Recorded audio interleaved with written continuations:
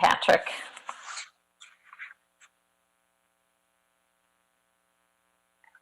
All right, good. Good evening and welcome to the June 29th meeting of the Ames Community School District Board of Directors.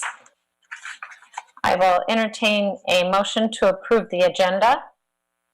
I move to approve the agenda. Second. Moved by Bankin, seconded by, I apologize, was that Perez? Shields Cook. It was Shields Cook. I was looking down, so I couldn't see you moving.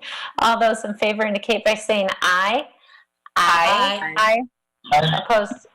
Opposed, nay. Passes 7-0. Director Shields Cook, will you please read the purpose statement? The Ames Community School District commits to equity and access that empowers every individual to reach their full personal and educational potential. Thank you very much. And we're going to go ahead and start with the COVID-19 update. I'll turn it over to Superintendent Reisner. Thank you. So Dr. Hawkins is ready and waiting to give you kind of an update on where we're at today with the our maybe some recommendations or discussions around COVID or around our commencement in light of COVID. So Dr. Hawkins, are you available? You bet. Yep. Happy to address the board. So thanks for the opportunity to give an update. As you all know, unfortunately, we found ourselves in need to postpone the ceremony recently due to the spike in numbers. We have worked with Iowa State University. All of the remaining options that we previously communicated are still on the table. Iowa State is still holding Hilton Coliseum for our use on July 11th if we were to feel like that is the best option. They have asked that we some additional caveats, one of those being that all people are required to wear masks, another of those being that that we determine some sort of ticketing process to give each graduate a certain number of tickets that they would be able to come into the stadium with. That helps them with their social distancing. The next option that was originally communicated was an outdoor ceremony at Ames High School Stadium, and that was originally scheduled for July 25th with a rain date of July 26th. And I think one of the things that I would be interested in hearing from the board tonight, in addition to any questions that I could possibly answer, would be, in the board's opinion, should we be sticking with those venues on that timeline, or is there a different direction the board would like to see from us? I don't know, Superintendent Reisner, is there anything that maybe I did not address that you'd like to see covered? No, I think you hit on everything. We're just kind of wanting that guidance maybe from the board and your thinking and where you're at. Any board members want to weigh in on that? I think, Monique, I saw you leaning in. Yeah, I did. So I want to thank you for addressing this. I've been wondering what's happening. I do want to say I did get a call from a parent, and we spent, I think we were on the phone for about an hour and 15 minutes talking about this. I think that it's, I think our community is concerned because they're ready to move on. Right? I think living in this limbo is not serving anyone, and especially for families as they prepare to get a young child out of the house and into an uncertain advanced education environment. It's starting to feel like an unnecessary stumbling block. And so I would just ask us to do what we can do that is respectful and honors the accomplishment that these young students have made, but that really allow our families to move on because they're done with us. I appreciate that, Monique. I think the sense I am getting from families is that closure is desired. That celebration, number one, is desired. And we certainly want to provide all of these young people and their families that opportunity to have that celebration. I want to be able to give them that opportunity, but also allow them to move forward. I'm a little concerned about waiting until the end of July from the standpoint that a lot of these young people may be trying to move to the next step. But I'm also really in favor if we could entertain that as an outside, an outdoor venue given where we are as a county, I would certainly be supportive of that, but really desiring to hear staff how you, what, if there's any ways that you would like to encourage us to think about that. So. I thank you, President Fritz. I appreciate that really was some of the questions I was hoping we would talk about a little bit tonight. Just so that you know, and so that I'm being thorough with you and our community, we did pursue if it was at all possible to have an outdoor venue at Iowa State's campus, and they just don't have any venue that would be appropriate or available to us at this time. So an outdoor venue for us right now would mean Ames High School Stadium.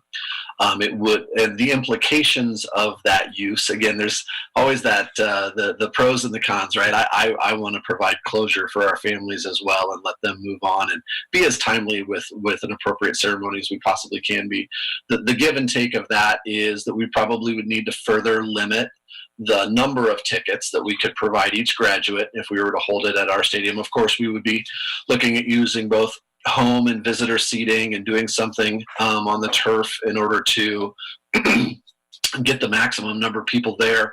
Our seating capacity at our stadium is 3,500.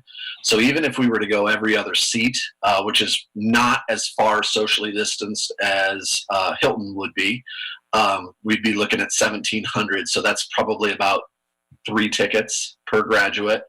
And then, of course, parking might be a bit of an issue and getting people to that high school. So those are some of the debates we're having internally as far as do we hold it at Iowa State, knowing that would be an indoor ceremony, but yet parking and capacity size would be increased, or do we go more of an outdoor ceremony, knowing then that parking and capacity size are going to be some implications with that decision? And just to add to the parking situation, Ridgewood is closed through the month of July. So not that, that wouldn't mean we can't have it there. It would just mean that families would have to maybe use the loop there to drop off, and then one family member maybe park at Furman and walk up, or park at a different location near. Have you talked to the Story County Health Department? What's their thinking on it? Mm-hmm. We have been in lots of communication with them around this. I think that if we're able to social distance, if we're looking at I guess there's 2 different things. If we're looking at Hilton, they want to ensure that we're using social distancing, and that we're requiring face masks, which we know we would be doing that. And if we're outdoors, they still would like the social distancing. And if we cannot do that at the 6 feet, I think what they're wanting is to ensure that every single person has a mask on. But I think any way we go, we should be saying everybody wears a mask. So if you're coming to graduation, you wear a mask, and you can be prepared to social distance in some form, whether we're looking at 4 feet to 6 feet, or whatever we can do. But I think that means in the stadium limiting the number of tickets, but it does in Hilton to some extent as well. So I'm not sure that either way is that different. From my perspective, I mean, the medical side, I'll trust the Story County Health Department. I would reiterate the same thing Director Binkin and Director Franzen said, though. The thing I've heard from families is sooner rather than later, because students are moving on. They're getting ready for the next phase. So, I think that July 11th date probably looks the best to see what we can provide for students. I know personally, I would probably be more comfortable with outdoor. But again, that just depends on what you think you can staff and what you're comfortable with. Thank you. Appreciate the feedback from everyone. What other options have been looked at if a ceremony's not possible? Well, I'm sorry. Is it okay if I Nope, take? go ahead. Yes. Okay, great. As we originally communicated with our community, if for some reason we cannot do an in-person ceremony, we certainly can and will plan a virtual ceremony. That was kind of the last option that we listed as a potential, depending upon what the health context was in the community at the time. I would reiterate that the clear feedback from our community was that an in-person ceremony was strongly desired. I do believe we potentially could still do that and fit within the safety guidance of our county health department and Iowa State or our local district practices, but there is a backup plan to have a virtual ceremony if we need to. I guess I would say I agree with what a lot of others have said. My biggest concern would be the risk of scheduling a second in-person ceremony and then having to cancel it at the last minute again. And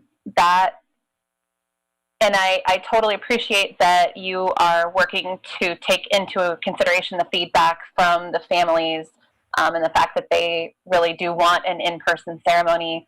I just feel like I want to see a ceremony happen for them, and I don't want to see them go through the disappointment of potentially having one get canceled again. The feedback that we received from the parents was before Story County hit the numbers that we hit now, right? So I wonder if anything has changed now that we have more cases. Do we get a sense of that? Have the district heard from parents, students? I can speak only to the student voice, and that would be the student voice on our planning team that I was able to sit in on. And that was fairly clear that the students still wanted to have the opportunity to be together in an in-person ceremony. I could not speak intelligently as to what the parent voice might be around that right now. Understood. So I understand it's very important to have something, and I agree. My preference would be to have it outside. I personally would not attend if it's inside. I don't. I think it's too high of a risk. So I think there's two churches there by the high school. I wonder if we could work with them regarding parking. Maybe we can partner with those churches. I think outdoor. It would be I think it would be beautiful, but it also will be very respectful of our community. Because the least thing that I would want is that we have some sort of outbreak because we had an indoor ceremony. Yes, I agree. Nobody wants that. Yes. You did bring up a really good point around, you're right, that was before the uptick, that feedback that we received. And, that definitely could have changed. In all transparency, I would say that I have heard from a number of students who have said, we won't participate in an indoor ceremony. So I know that there's, both sides to that student voice out there. So I want to make sure they're hearing me say, because I had one-on-one conversations with several. And so I did hear you, and I understand that as well. I agree about the indoor ceremony as well. It concerns me a lot to think that we could possibly have an outbreak just from that. So if we can find something outside sooner, that would be great.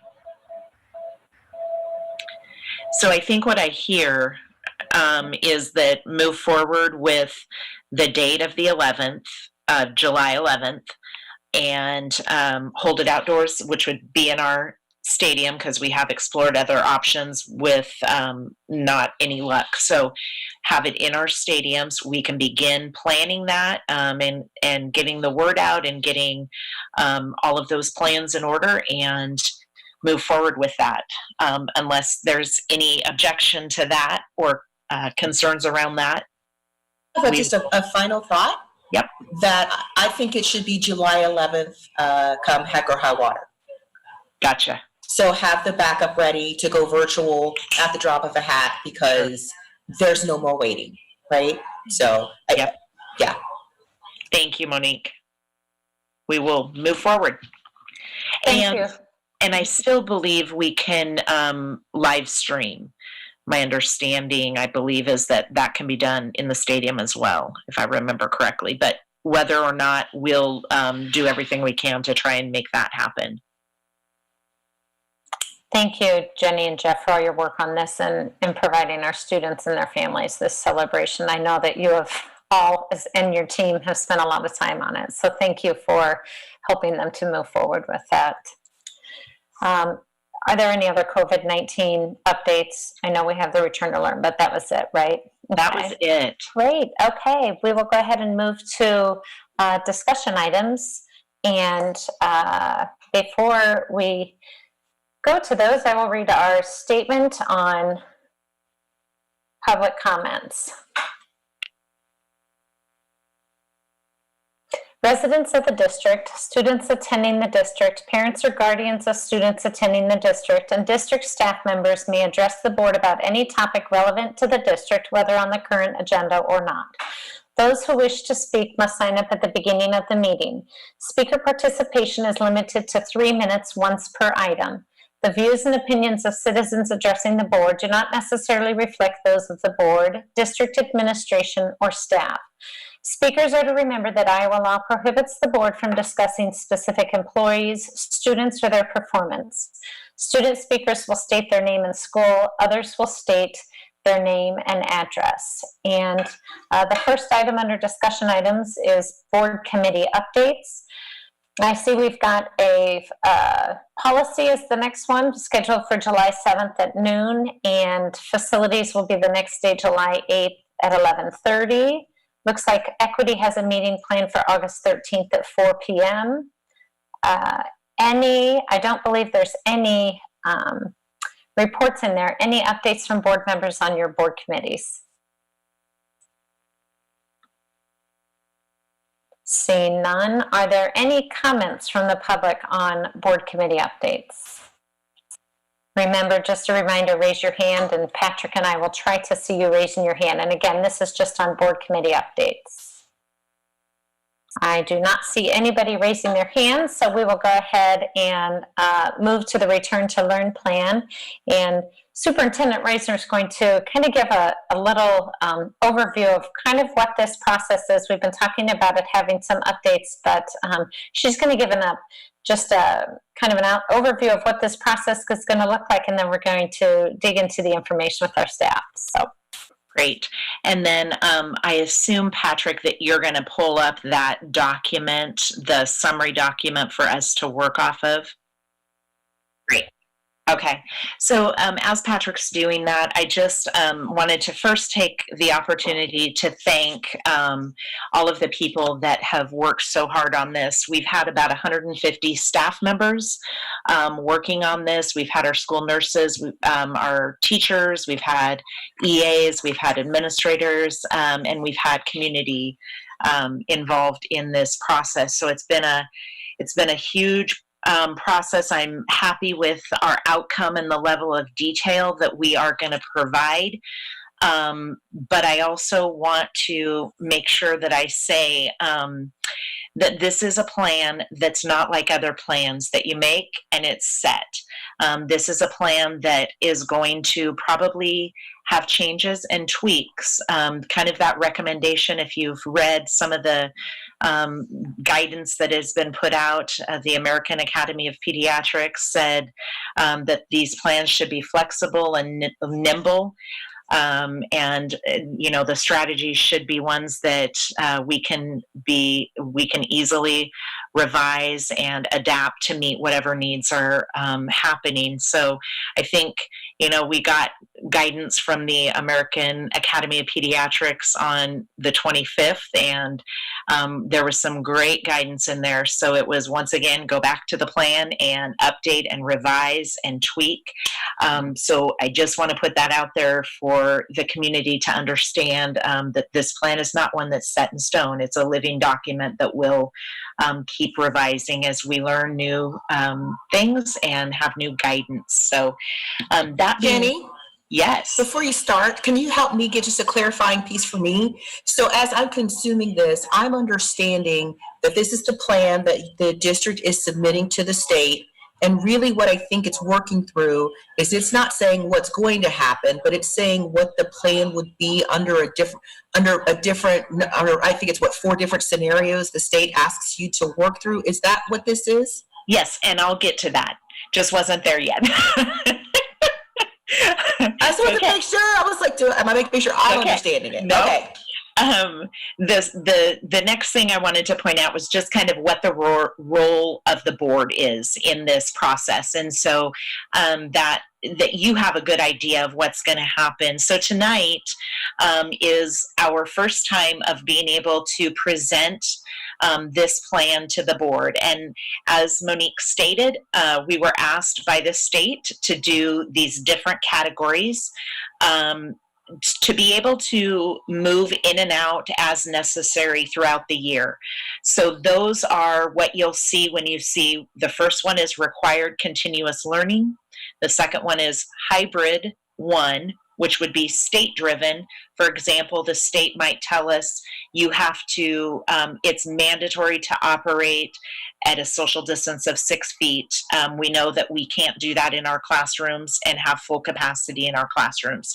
So that would mean we have to look at a 50% capacity, meaning some type of an A-B schedule. That would be state driven. The second hybrid model would be family driven.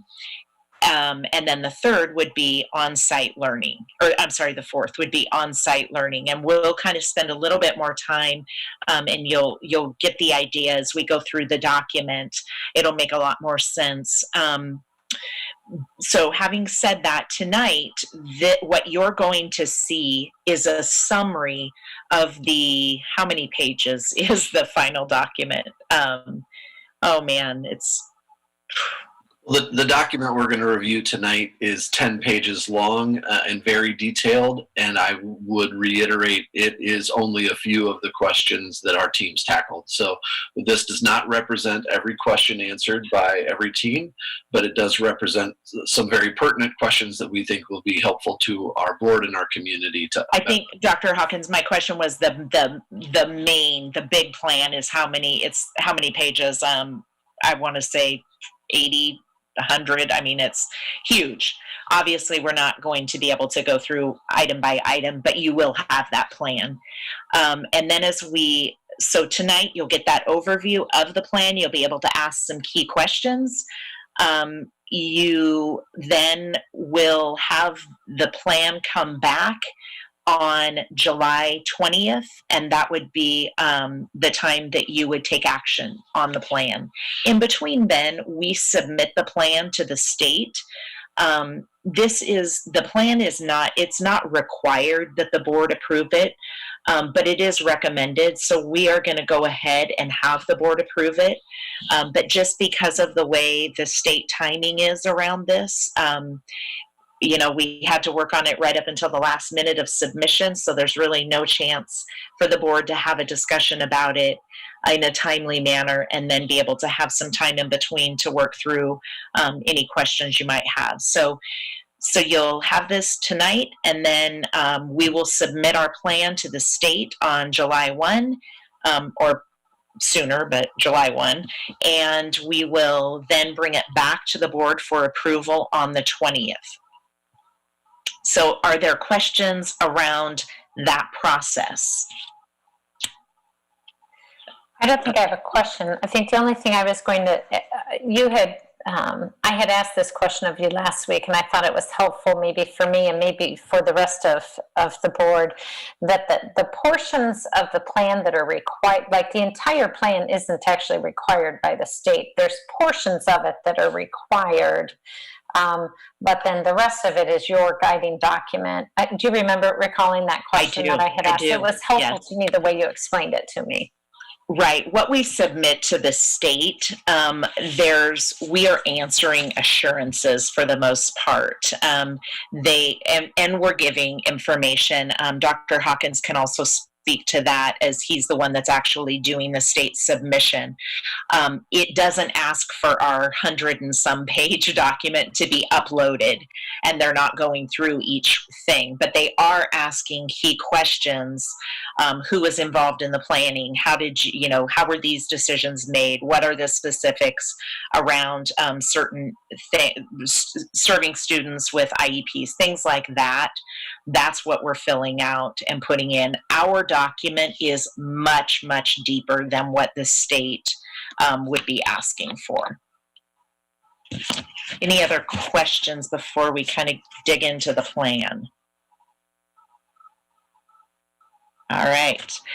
So I'm going to start with covering, and we do have our team leads here tonight, so we'll be able to, if some questions come up, like how did we explore that? How did we come up with that? We do have all of our focus team leads here to be able to help with some of those answers.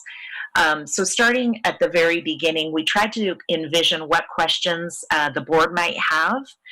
And in doing that, we also did some asking, hey, what do you want to know? And got some feedback around that, as well as some of the questions we have received from the public. So the first one, what safety measures, mitigation steps will be in place? And that's kind of speaking to screening, face covering, social distancing, those types of things that we will be doing. Please keep in mind this isn't an exhaustive list. This is a list of those key things. In order to see this, I had to make you all smaller. So if you do have a question, I'm not going to see you very well. Just go ahead and interrupt me speaking. So this first one is, if you look at the required continuous learning, this would not be applicable if we are in an online delivery model. So in hybrid 1, 2, and on-site, these are the mitigation steps that we will take. So the first item, and this I am going to go bullet by bullet, but in the future, we won't go through this whole document bullet by bullet, so don't worry. Parents will be given information of symptoms to look for to screen their child daily before sending them to school. We know from the American Pediatric Academy that they are saying that screening before school is great, but should be done at home by the parent because it is going to be very difficult to do that on every child at school. So we will be providing the information on how to go about doing that before school to the parents. Staff will be required to wear face coverings. With that requirement, we will be providing staff with multiple face coverings, including face shields. We've had some staff who said that they would really like to have a face shield. It is easier to see through, so if they're teaching phonics or some of those things where you really need the students to be able to see your formation of letters and sounds, that's what that would be for. But we will provide that for all staff who want that. Students will be required to wear face coverings to the maximum extent possible. And what that means is that we do know that there are students that we have with sensory issues or who are some of our dynamic learning students who would not physically be able to wear that face covering. And we will have different steps that we take to protect staff in that environment, to protect staff and students. So that is what that is speaking to. And we also know that there's going to be some families who have some questions around that. We plan to do some community forums virtually, and we'll do those by high school, elementary, and middle school so that parents can come to their specific age group to be able to ask some of those questions and gain a better understanding. And sometimes I know there's a lot of scenarios that go through people's heads, and those are great for us to be able to talk through with parents as well, because they many times are things maybe we haven't even considered. So we will be having those. And one of the things that we want to make sure that happens before August, because we think this time right now is that prime time for families to be able to work through some of those fears and guidance that need to happen from a district level around those questions. So and also we have some community groups that are working on making face coverings that will be distributed to students, and we've been able to kind of give them guidance in terms of specifics on colors, and we're kind of trying to make them school colors, and certain elastic is better behind the ears on some of the face masks, and so those things we've been able to work with those community groups on. Social distancing, we're going to be using social distancing, and we do have classroom arrangements that we have been able to draw up, and Jerry and his staff have been able to measure the classrooms and come up with different scenarios. As you saw in the American Academy of Pediatric report that was out, that range is anywhere between 3 to 6 feet. So one of the important things to note is that our first goal and what we are grounded in is getting all students back to school in a safe manner. And so in order to do that, we know that we have classrooms that aren't big enough to do the 6 feet, and that's why we are requiring masks. Because if we're not able to social distance to that 6 feet, then we have to have a face covering. Also, we're going to be installing no-touch hand sanitizer stations in every classroom and throughout the schools, meaning hallways and other areas. There'll be signage around the school. That signage will be about wearing face coverings, washing your hands, keeping social distance, signs and symptoms, and then, of course, stay home if you're sick. Then we're going to work on teaching routines around health and safety practices. So that includes that home screening process I talked about, how to properly wear a face covering. I know that sounds funny, but some of the little ones like to put it under their nose, and so just working on moving it above your nose, and then of course washing hands, sanitizing, and then processes that will help us to maintain social distances. And that is, that really goes to that classroom routine, how we turn in papers, how we line up, how we distance when we're in line, what's that flow of student movement, how do we walk through the halls, so making sure that, we have hallways, the flow of traffic in hallways mapped out. And then, of course, again, the importance of staying home if you're ill. Another item is staggering scheduling for large environments as needed. So that would be common spaces such as cafeteria, lunchroom, those areas. We talked about PE also sometimes is that environment where you're inside, lots of hot, sweatiness going on. So those, we are going to do PE as much as possible outdoors, and that goes along with that guidance from our health providers.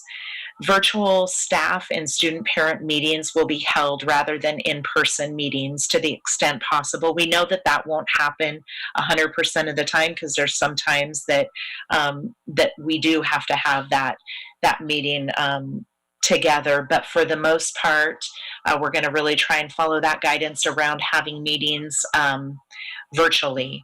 And so staff meetings, PLC meetings, rather than coming together, we'll do those virtually. And then we're working through the parent and volunteers. So we're working through that, and we're discouraging parents from entering the building on a come and go type of a basis. And, it goes against what we really feel and want, and the involvement that we want. But we also right now are in a situation where we can't really jeopardize the student and staff health and safety. So we're just going to have to make sure that for now we limit the parents and the volunteers that come in the building. So that kind of is that first section there. And I want to pause and give an opportunity for you as board members to ask us any questions. And at this time, our team leaders, you're welcome to answer as well. And Dr. Hawkins, certainly you're welcome to answer too.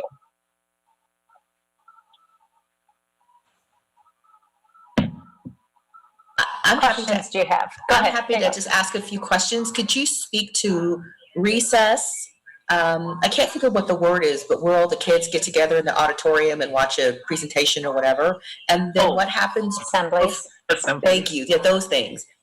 When you drop your children off, like before the bell, they usually kind of congregate in the gymnasium or whatever. Could you speak to those kind of three areas? I can sure try. So some of these, and I should have said this at the beginning, some of these questions that you might have tonight are in the implementation phase to work through. So we may not have details on all of them, but we certainly have discussed or have groups that will be working on this. So the first question I think you asked was about recess. I don't know the specifics, so I'm going to divert that to somebody who might. I do know that we have discussed that, and I'm not sure which group it was. So if there's somebody who wants to jump in on that.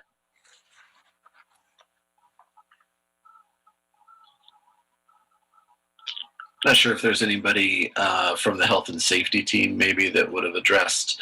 I know that our health and safety team addressed congregate situations, right? Whether it would be assemblies, but I think that there's the potential that at this stage they might have addressed them very generally rather than breaking them down into what about this situation versus the other. But if there's a member of the health and safety team that feels like they could address recesses or assemblies, please feel free to hop in.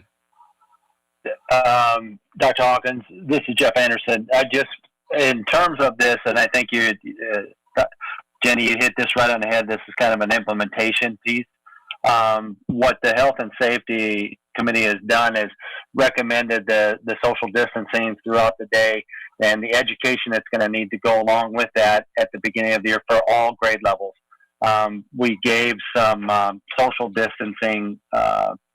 There are resources for each one of the grade levels: early elementary, middle elementary, and then junior high and middle school and high school, to be able to teach kids what we need to do with that.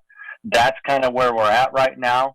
So when we get into recess, that's going to be something that we're going to have to teach the kids at the beginning of the year, the expectation for how and what we need to do in terms of keeping social distance during that time. I wouldn't say that that's something that has been done explicitly at this time, but definitely will be in the implementation phase. And Director Binkham, one of the strategies that I know we've talked about at the district level is one classroom at a time, shortening recess, and having you go with your cohort group to recess so you're not mixing classes.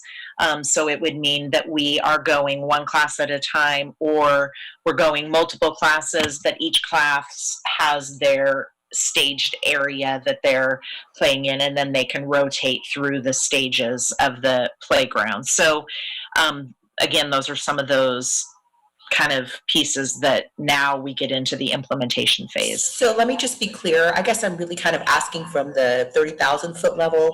I, as a parent and as a board member, just would like to get a sense of what our students' day will look like outside of washing their hands and wearing their masks. Kind of the daily rhythm. What do you expect the school environment to actually look like? Because what people are saying is, I want my kid to come back because I want them to have this experience. But if there's not going to be recess, or there's not going to be, what's the word again? Assemblies. Oh, assemblies. I want our community to know that now. But if you're saying, no, we're going to have all of that, it might just take us a while, then I think that's just kind of the information I'm asking for. Yep. Okay, I get you. So yes, recesses, absolutely, we will be having recesses, no question about that. Assemblies, I would not say that we would, that I would be guaranteeing assemblies. That would be large groups of students coming together. What we might have instead are classrooms going through whatever the assembly would be for plays. That's one of the things I know we do. So if we're able to social distance and have several classrooms at a time watch it, that's the way we would approach that. But we wouldn't bring all of the grade levels together in the gym to watch an assembly. But recess, absolutely. And then as we go further, there is a question around what does a student day look like? I'm going to take the answer that we just said there to mean that probably we're not going to have indoor sports at the beginning of the year, correct? I mean, really until, if we can't have assemblies during the school day, then we can't have sports assemblies in the evening, correct? Sports assembly? No, I don't. We couldn't have volleyball, we couldn't have basketball, any of those type of things, really until we Jenny, make sure that we have this under control. I heard a voice. Yeah, Jenny, it's Judge. Can you hear me okay now? Yep, I sure I'm can. kind of in a modified setup tonight, but Director Beerbaum, we have just been given clearance to look at some stuff here in the month of July as far as weight training. We have a whole big list coming of fall sports and what that's going to look like if we are allowed to do that. So we're in a holding pattern to complement what Jenny and the team is working on right now. So we will have to fall in line with not only our district's wishes, but also, guidance from above. In the big picture here, it's not going to work if we keep them separated during the academic day, and then all of a sudden after school we expect them to come in and do indoor team sports and or a sport like football. So that's the stressors that the AD world is working on right now to get further guidance. But we are in a little bit of a holding pattern to see where our districts are going to land. Yeah, I'm sorry. That's what I was thinking. Yeah, there's just going to be questions that, I mean, as much as we want to answer, we're just not going to be able to answer. So we'll do our best. And then we're again going to be following up and tweaking the plan, and it'll come again in July to you as well. And hopefully we'll have some of those things answered at that point. Hopefully. Well, I want the athletic associations, as the Iowa Girls High School Athletic Union and the High School Athletic Union, won't they? I guess I perceive that they would have an opinion the same way they did with softball and baseball about a month ago. Yes, and that's what we're waiting Okay. on. Guidance. So. Yeah, thank you. Yeah. Yep. I have questions. Oh, sorry, Alan. I guess the reason I asked that here, Superintendent Reisner, really was exactly what Judge said. I wouldn't want us to put these safety measures in place during the day to protect the students and then for any reason drop them or limit them or make them any less applicable in the evening, or, for people from the community coming into the schools for the same sort of reason. So as you're looking with those plans, Yep. these are good plans. These are good mitigation steps. Let's make sure we take those into account for all phases of access to our facilities and for the students. Thank you. Okay.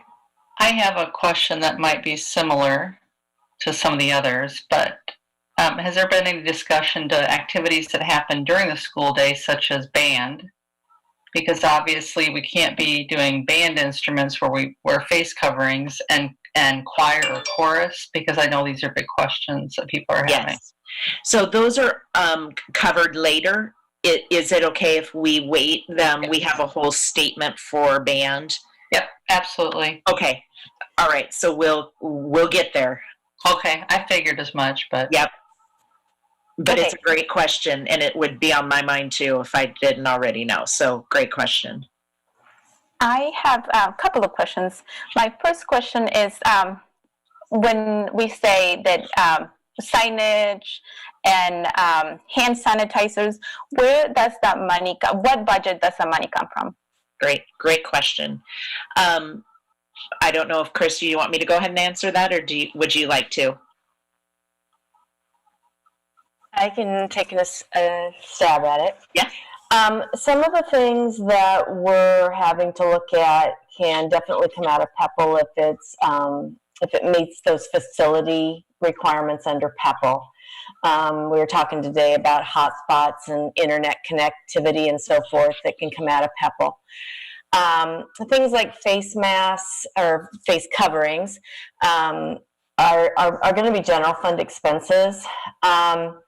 We're tracking those under a specific project code that's been assigned by the state with the intention that if we have truly additional expenses that we wouldn't have had if we weren't in the pandemic, that we could then go to the state school budget review committee and ask for additional spending authority.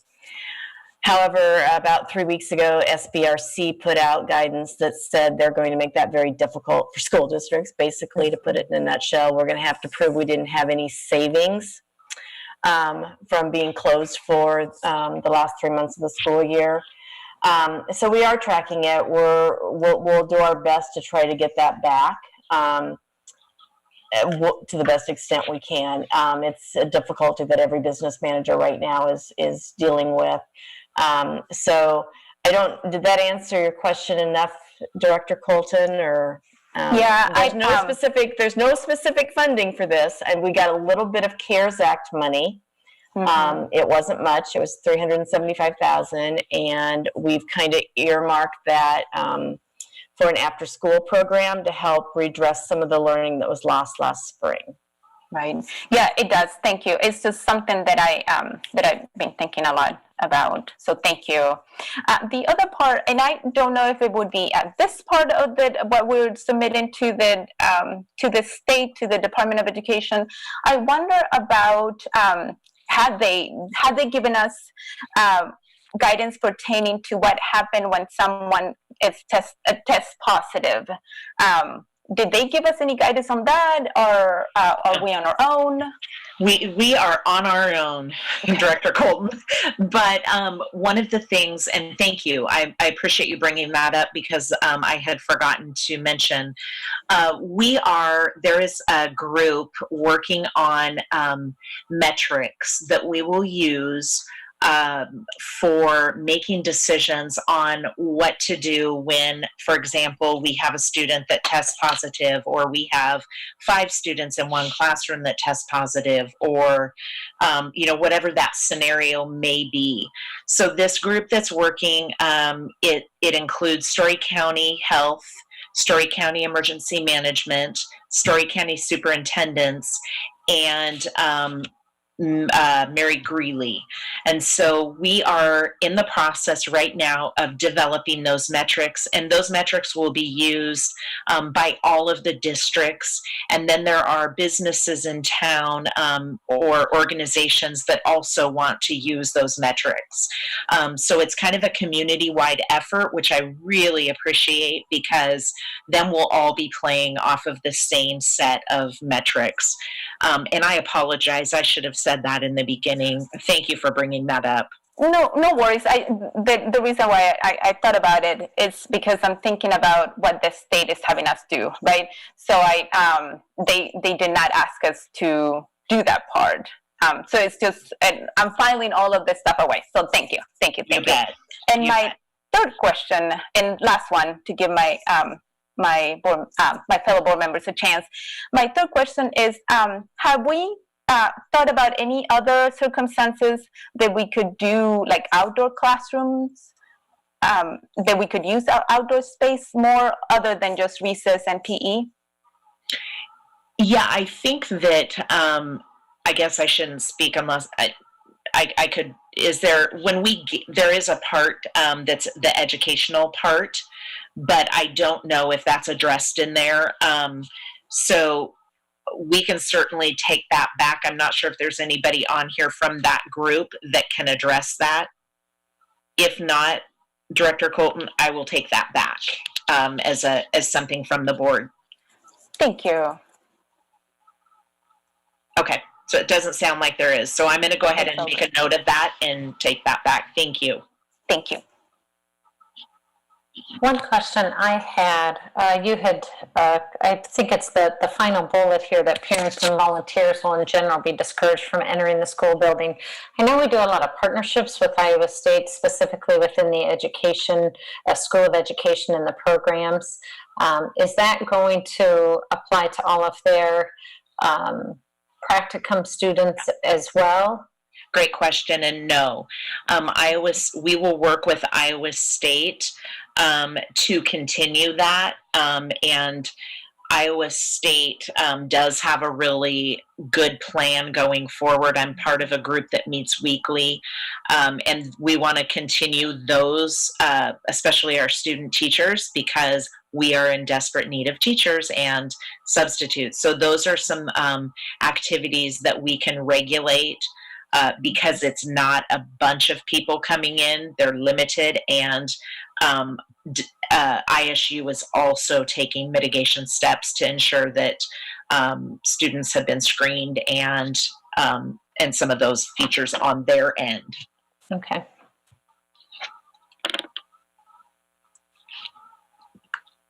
I can't, you know what, to be honest though, I can't answer the practicum. I'm talking more about the student teachers. Mm-hmm. So I will ask, I don't think we've talked about the practicum students yet.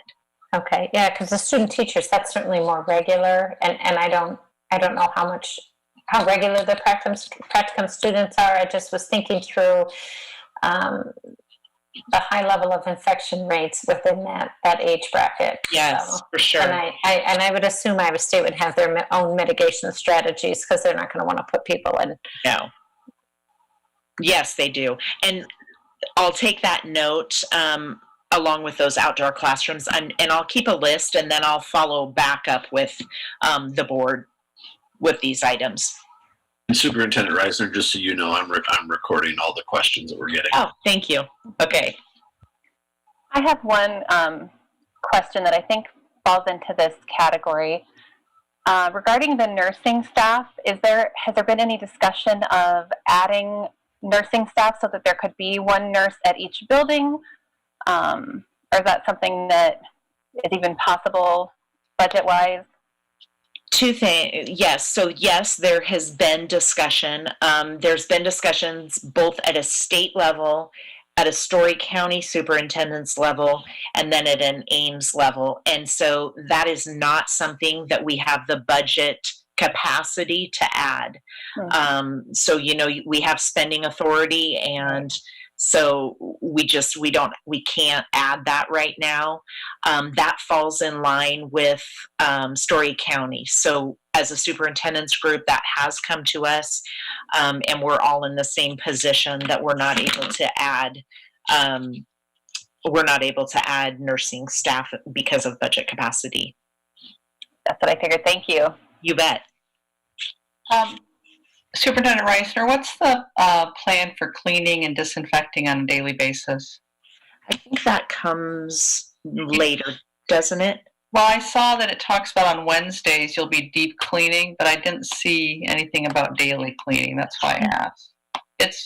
Is that on this? It does come later, and there is a plan that Jerry has with his staff to do cleaning on a daily basis after school. We can address that now, or when we get there. It's up to you.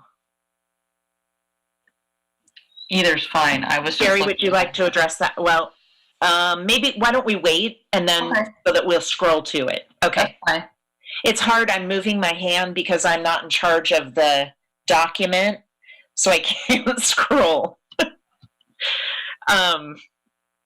Any other questions on that first part? It may be helpful to kind of move on, and then if we have questions that fall under that, that's okay. Ask them later. Okay. So the next thing, there you go. Thank you. So this part is let me open my document so I can actually see better. This next piece is the part that I spoke about just a minute ago. So what happens if a student is diagnosed with COVID-19? And then also it is in line with the following question: what data will be used to determine when we will need to transition to another delivery model? So first, I want to reiterate, our goal is to have students, all students at school. That is our goal, and that is our starting place. And so we want to do everything we can to make sure that we can do that to the best of our extent. In the event that a student is diagnosed with COVID, then we will be using those metrics that we're developing. And then if multiple students or staff are diagnosed, that will fall within those metrics. So again, those are being developed. My hope is that they'll be ready to go by July 13th. Superintendent Reisner, would that be something that is communicated to the community? Yes. And it will be, I will send it to the board, as well as we will. No, that's not what I'm asking. So would the community get, like, let's say there was a student at Meeker who tested positive for COVID, would that be a communication that the parents at that particular school would get? You're not talking about the metrics. You're talking about the if it actually happens. Okay.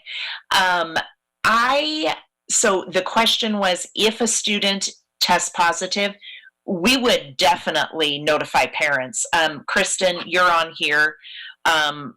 So attorney-wise, of course, we wouldn't give the student's name, you know that, but we would certainly notify parents like we've been doing in athletics. Those of you that have children that are in baseball or softball right now, if a coach or a player tests positive, then we notify everybody. As well as there are some cases where then there's mandatory quarantine that happens. So yes, most certainly we would notify people. The question I had that I think is related to this bullet then that wasn't clear earlier, you had talked about hybrid 1 being state-driven and hybrid 2 being family-selected. The district and the county have the ability to kind of modify which delivery model is being used on the fly if the situation changes, right? So like, for example, right now where the state says everything's great, but there's a few counties like Story County where it's not, we would have the flexibility to do that here at the district level, correct? Correct. Yep. And the way that works is that I would make that recommendation based on our metrics to the board. So using our metrics, and of course, we work just hand in hand with Story County. Using those metrics, I would call a special board meeting and make that recommendation to the board. And then you, as a board, would take action to move us into a different delivery model. Okay, and that's where I thought Director Benkin was going to, was those metrics and that decision matrix, that would be public, correct? So that people would understand what you're basing that decision off of and the data you're using, and there's no surprises there, correct? Absolutely. Yep. Yeah.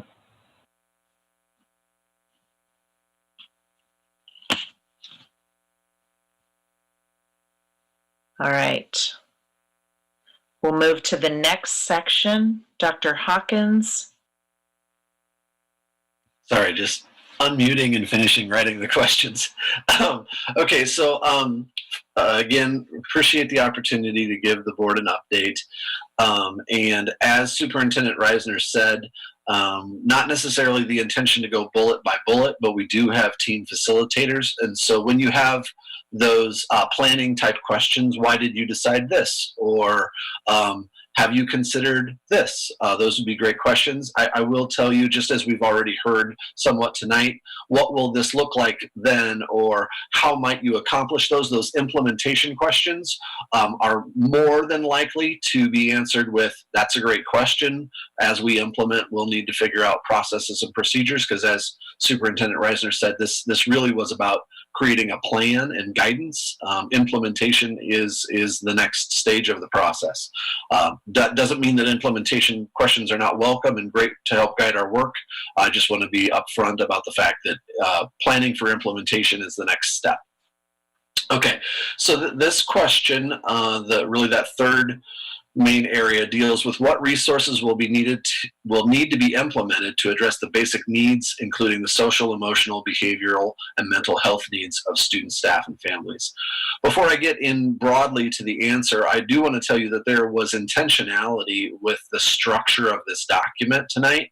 We felt it was really important to address, first and foremost, those physical safety needs. Of course, our top priority as a district, of course, is to keep our students and staff physically safe. We also know that we need to be working to keep our students, staff, and families emotionally safe. And so we wanted to address that issue next. And then we will get into some of those other questions you've already asked. But I did want to point out that the actual organization of the document is intended to represent the idea that we understand that physical, social, and emotional safety are a top priority for our system.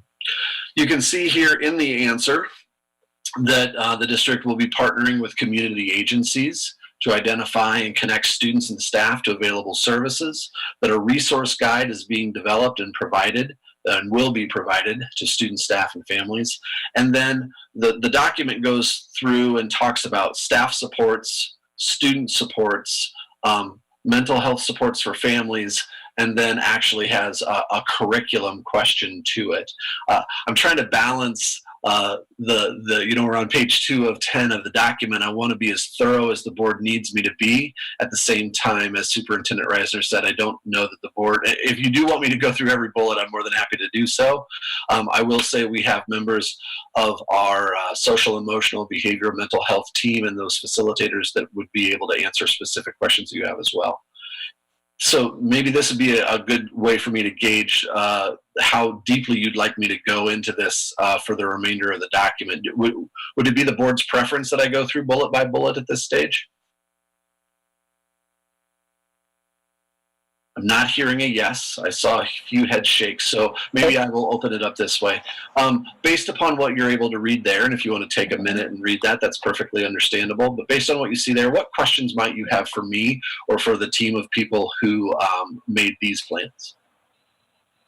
I don't have a specific question. I just have a comment, Dr. Hawkins, that thank you for putting this up top, like you said, because as a board member, what I would like to say is I trust your team to go after this and let us know anything you need to do for help in this area, because mental health support is definitely something that is very important in the community right now, and I want to do anything we can to help our students and families. Thank you very much. I don't have specific questions. I appreciate it as well. I guess my thoughts are I am only imagining how difficult emotionally returning to this kind of environment will be for our students, our teachers, and our families. And so I'm very concerned. I guess I'm just wondering if you can speak to what staffing looks like to provide these particular services in each particular building. Sure, very good. If it's acceptable, I think I'm going to ask Brian Carrico to log on here and talk with us a little bit about his knowledge of current staffing. I can speak to the staffing portion of it probably better. Within each building, we made an effort to put additional supports last year at the beginning of the year, as you know, meaning we took out our counselors so that they could be available to assist students. We're keeping that model as we go into this year, but one of the top priorities I have for the position that is that mental health district level position is to secure those mental health providers and services in the building. Those have been very difficult to secure because agencies have not wanted to take on the responsibility of our whole district. So what that means is that we have to contract almost individually by building versus one whole contract with a provider. And that's tough, and that's time consuming to keep that all in line. And so that is the first priority that I have for this new mental health position, is to go out and secure those contracted services to be in our buildings, because what I would say, and what we've talked about at the board level before, we are not mental health providers, we are educators. And so we need to get professionals in to be able to provide that level of support. And I'm committed to that. And that's why we have this position coming on board. We know that our counselors are very well trained in how to do a lot of those student support groups, to do some parent student support groups. But when you talk about mental health, that really needs to be done by a mental health provider. So that's where that staffing support will come in. Superintendent Reisner, will the mental health providers all be, will it only be providers who are willing to come into the buildings? Since I know many are doing online therapy right now. Such a good question. It's by habit that you say come in. Right. That's a really great point, and not one that I had even thought about when I was speaking. So yes, of course, if that comfort level is there to provide that teletherapy, certainly. I know that some mental health providers and kids or even adults don't like that. So I think it would be kind of through looking at what's best for the student and what that model looks like. We would, of course, do screening and use the same requirements for that mental health provider coming into our building as our own staff. Thank you. Yes, great question.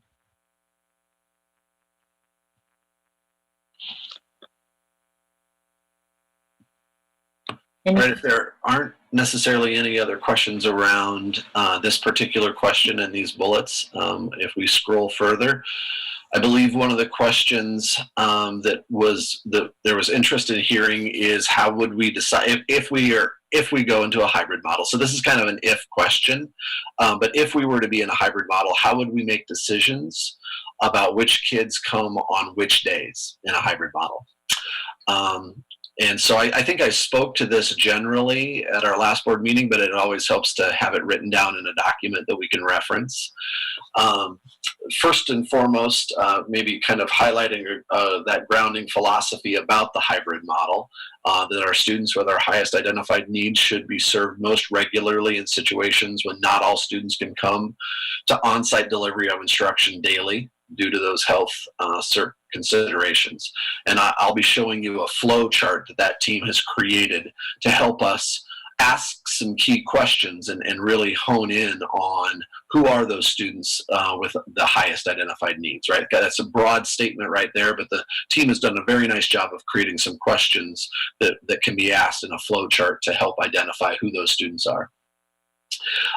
As a broad structure, again, on Monday and Tuesday, you could see approximately 50%. And again, I would, as Superintendent Reisner did a few moments ago, I would give kudos to Jerry and his team.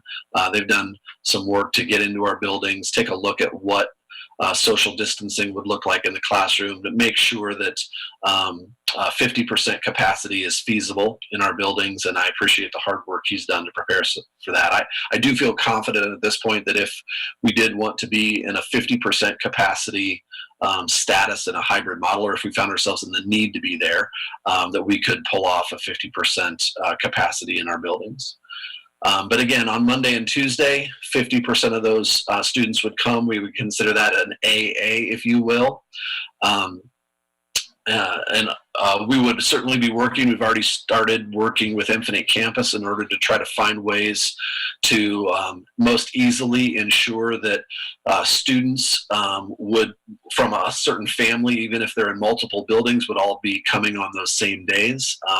That's not necessarily as easy as an alphabetic breakdown, but Infinite Campus does have some ways to help us with that, to try to make that as smooth and as easy as possible for families. And those students that wouldn't be coming on a Monday and Tuesday would be engaged in asynchronous learning tasks that have been identified for their teachers. You can imagine Thursday and Friday then being the flip of that, that those students that were at home on a Monday and Tuesday would be coming on a Thursday or a Friday, and vice versa. Again, As Director Linkaitis pointed out, there's a few things that we've planned for Wednesdays, and you can see here that lesson planning, providing feedback, those kind of things would be what's intended on those Wednesdays. You can see a few other bullets. And now might be a good time, Patrick, if you could pull up that flow chart from that other team. I know it's on the agenda. Perfect. That special services, thank you very much. So what you'll see here is the recommendations of the special services team that addressed this. Just a series of questions. And again, this is kind of an if document.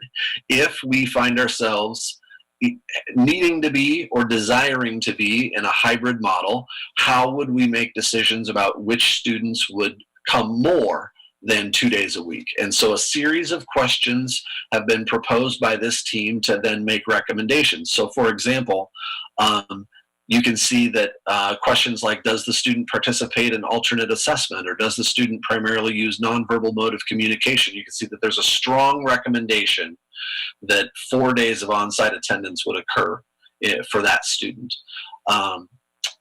Whereas moving from that strong recommendation to a recommendation would be questions like, does the student receive EA support 50% or more during the school day? Or does the student receive EL, success, or ALP services in addition to special education services? Again, I can let you read through the document, but the way the document is structured is that you can see on the far right-hand side the recommendations about additional days of time at school would be grounded in some of those questions about the student status and their needs to be served at school. Are there questions for me or for the special services team about this document, or about in general what life might look like for a student that's the next question. How might we decide which students attend which days in a hybrid model? One question I had, Dr. Hawkins.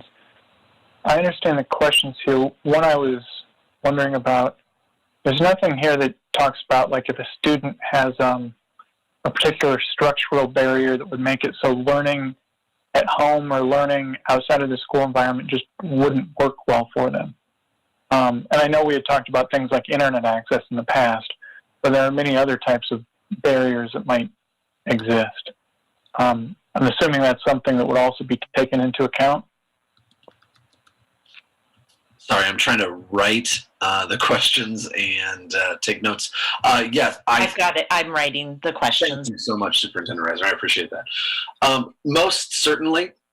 I think what will be key is that we balance those needs with capacity. So I think as we find ourselves maybe in the need to be in a hybrid model, and again, there's a lot of ifs in this process, but if that hybrid model is best functioned at a 50%, we will want to really kind of balance how many students fall into these categories of questions and should be coming 4 days per week. And again, I will tell you, the district has done a nice job, in my opinion, of being prepared with those numbers. We've got teams of people who know the number of students being served in these various questions. Again, Jerry has been working on what those classroom capacities look like, and I'm fairly confident at this point that we could address all of these questions here and effectively stay at that 50% model. The question then becomes, can we stay at 50% when we factor in those structural needs? Obviously, if we have, our goal is to educate kids, right? We don't want to have any kid, we know you're going home and we know that that's not an effective learning environment for you. So if we can solve those problems and still stay within the safety guidance that we feel is safe, then by all means, why would we not? I think the question becomes, when does meeting those needs push against the boundaries of safety guidance? And that we will probably have to solve that on a case-by-case basis.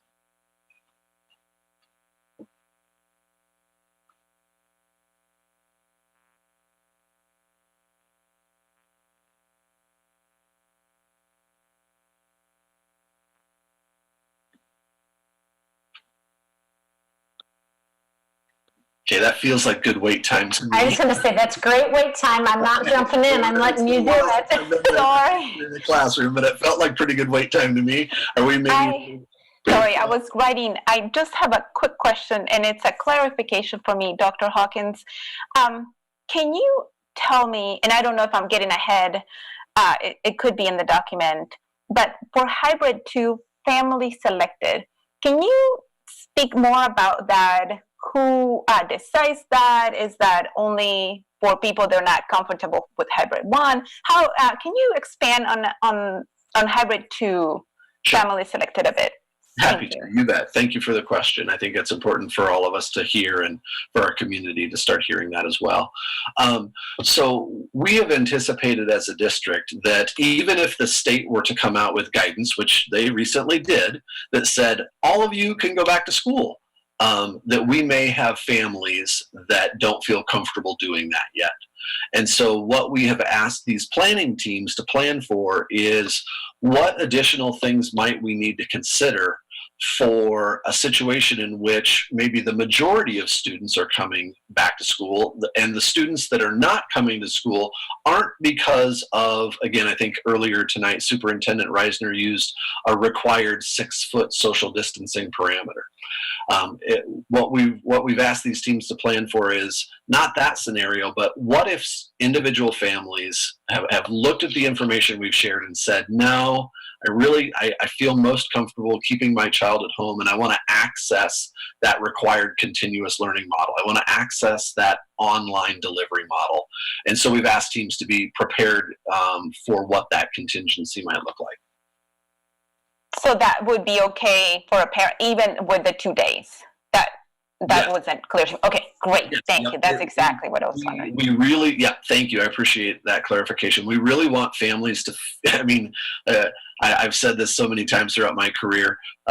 Every family sends us the most important thing in their life, right? And so they've got to feel comfortable and confident in where we're at. And if where their comfort is in an online delivery model, we want to be flexible enough as a system to accommodate that. And continue that child's education by the teaching staff that we believe in. I guess relating to that, and this is probably a question for you, Superintendent Reisner. What about staff? Do staff have the ability, if they don't feel safe in the environment, to have some way to opt out or to notify the district that they're just not feeling safe? Great question. And we've spent a lot of time on this. So I'm gonna let our HR weigh in, because there are definitely some legal guidelines around that now with the CARES Act and some of the things that have come out. We certainly want to be able to work with our staff. I said, I think in a meeting last week, we want to do everything we can to protect our staff, because we believe in our staff. We have a phenomenal staff, and so we don't want to lose people because they don't feel safe. And so part of our recommendations are to help really maximize safety measures so that our staff feels safe, and then also address those areas where they still may have issues that make it so that they aren't safe even with those mitigating factors. So are you on HR? Okay, Chris, yes. I just want to make sure I understood Alan, director's question. Effectively, as a staff member, if a staff member doesn't feel safe in this school setting, effectively, similar to how a student might want to opt out, what do we do to support staff members who might not feel safe or might have concerns? They might have a family member at home that's really susceptible, things like that. Okay, yes, thank you very much for that question.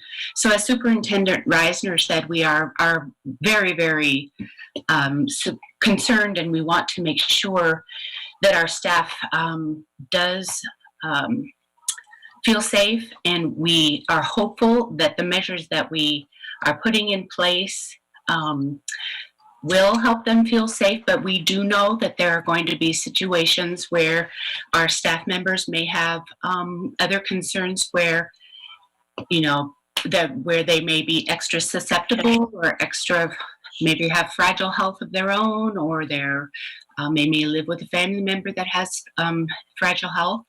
And so we have several processes that we are putting in place, or that actually are in place, that can be used with regard to this, where they would reach out to HR on a confidential basis, and we would work with each person individually on a case-by-case basis to try to reach acceptable accommodations in a give and take process, where we would be able to hopefully meet their needs and yet make sure that we are meeting the needs of our students. Another thing that we are doing, as soon as, I've already drafted, and as soon as we know for sure what our return to learn plan is looking like, I have a survey ready to go out to all staff that will ask them. The initial survey is going to be a confidential survey, but it's for us to get a sense of how many of our staff members may be in such a situation. And so we will ask them. There's a list of questions that we're putting together that will ask them to let us know how they feel, how do they feel with their safety, how do they feel with their, if they came back to work, what obstacles or what accommodations they may need if we were on-site learning, what accommodations they might need if we were on off-site learning, what accommodations they might need if we were in hybrid learning. And we'll get that out very soon, within probably the next week or so, recognizing the holiday weekend. And then we'll take a look at that. And I think we are also going to be doing a survey with our students, our families, and then we may be able to see if we can match, hopefully we have a similar number of folks who, we'd have to see what that looks like. So I don't want to go into too many details and make any representations that we may not be able to fulfill. So we have the processes in place. We're going to be doing some reaching out and asking some for some input and a little survey of our staff. And hopefully then by August, we will have all the things in place, all the processes in place to be able to take care of all of our needs. Thank you for that. That's something I definitely just wanted to make sure we were taking care of, and I'm glad to hear that level of details going through. So thank you.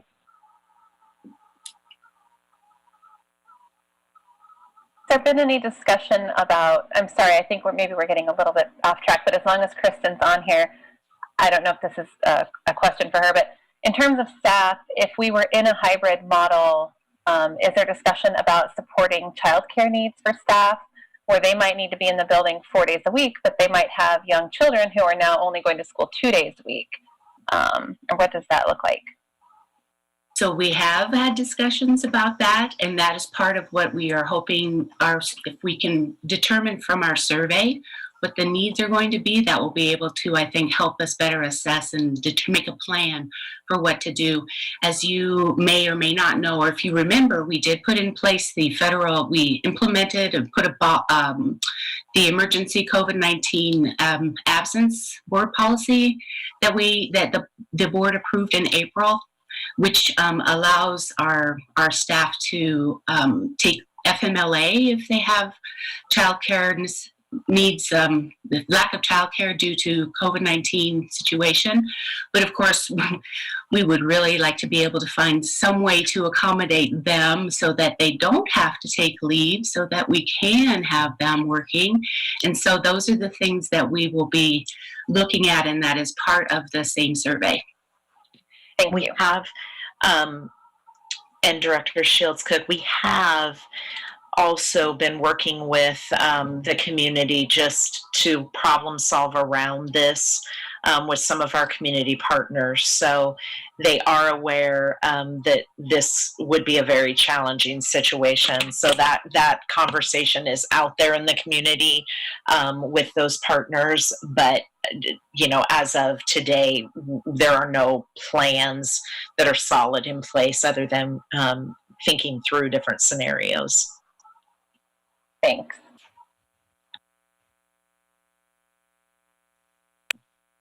So unless there's other questions about this flow chart or decisions about who would attend in a hybrid model, I would suggest maybe we go to that next question about, what would a student experience look like in a hybrid model? And again, I addressed some of this as I explained that 50-50 A-B split between Mondays and Tuesdays, Thursdays and Fridays, the idea that for the most part, most students would experience 2 days of on-site direct instruction. Some of the things that would be more information about what a student experience might look like is that we're really working with teams, and this will be part of that implementation side of things, to push that the delivery of support services are encouraged to be done through a push-in model as much as possible to minimize student transition. So rather than pulling students out for, let's say, success, that when at all possible, we schedule push-in services. That might be something that students would look to see in a hybrid model, potentially look to see in an on-site model as well.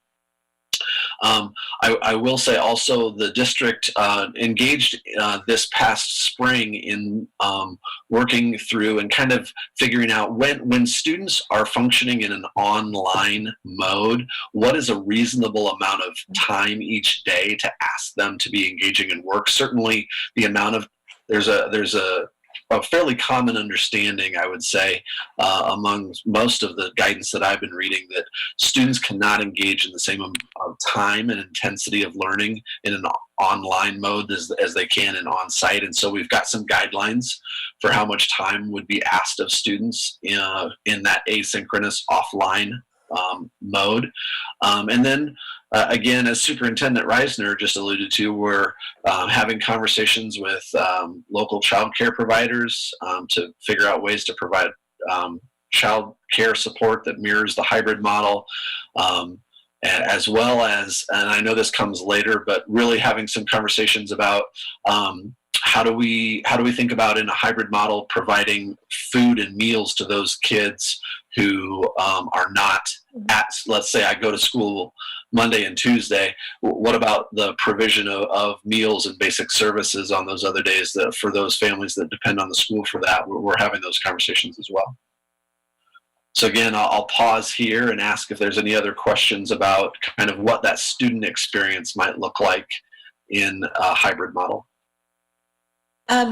Jeff, this is Monique. I have a question. So it's hybrid 1 and 2 that you're speaking about, right? Yes, ma'am. So my question is kind of going back to Director Colton's question, which is kind of related to Director Beerbaum's question.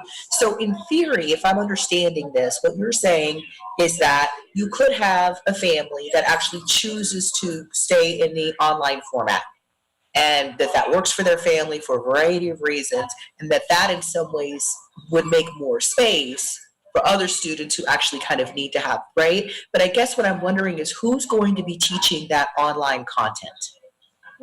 Right. And so some of the conversation that we've had at the district office around that question is trying to see if there's a possible synthesis between the student survey that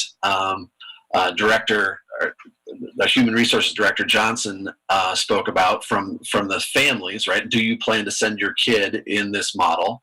And the staff survey, right? So I would love it if the ideal would work out and the staff members that feel like they need an alternative option could be the staff members that teach families that also need an alternative option. I think the odds of that working 100% smoothly are fairly minimal, but we need to get those surveys out to our community and to our staff so that we can see where those chess pieces fall and see how can we match staff need and staff expertise with family need, and then from there think about, okay, what additional supports would our teachers need if we're asking them to teach students in their classroom setting and then also have some students that they need to be providing feedback to from an asynchronous model.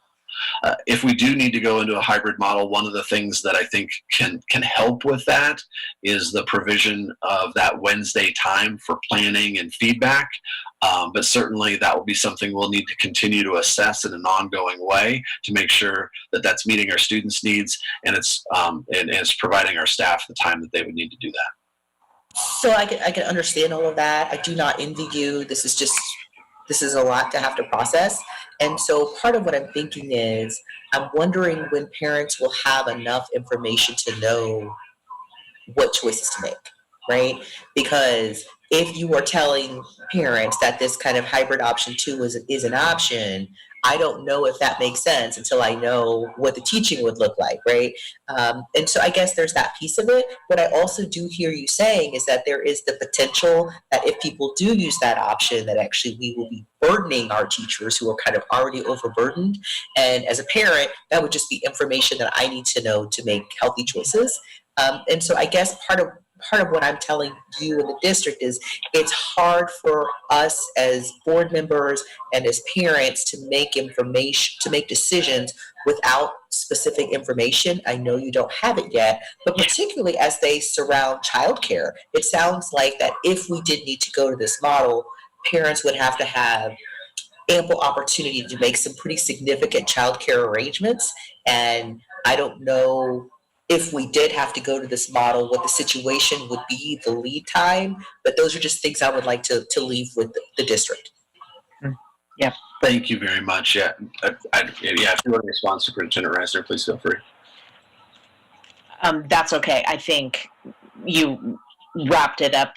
You got to your point in the end that I was going to get to anyway. So that was just totally fine. I think, just what I think Dr. Hawkins was kind of getting at in a way was, let's say we have 5 teachers that aren't able to teach in a classroom. The matching that he's talking about is matching with an online learning environment for students. That would be ideal. I understood. Mm-hmm. But you're absolutely right in terms of, parents are going to have more information to make that decision. We have had a number of parents meet with us because they were weighing the option of homeschooling. And that's when we were able to say, here's another option in addition to making that decision of homeschooling. I don't want parents to think homeschooling, it's a lot of work. And so that I don't want to say, and I have heard some discussions in the community about, well, if people don't like it, they can homeschool. That isn't true, because homeschooling, it takes somebody being there almost around the clock. And so we want to make sure that with our equity base that we're really looking at, hey, there might be a population that doesn't have that desire to do that. So here's another option. And I want to, that I can stop there. Yeah, we'll have more information. And as soon as we can get information to the community, we certainly will.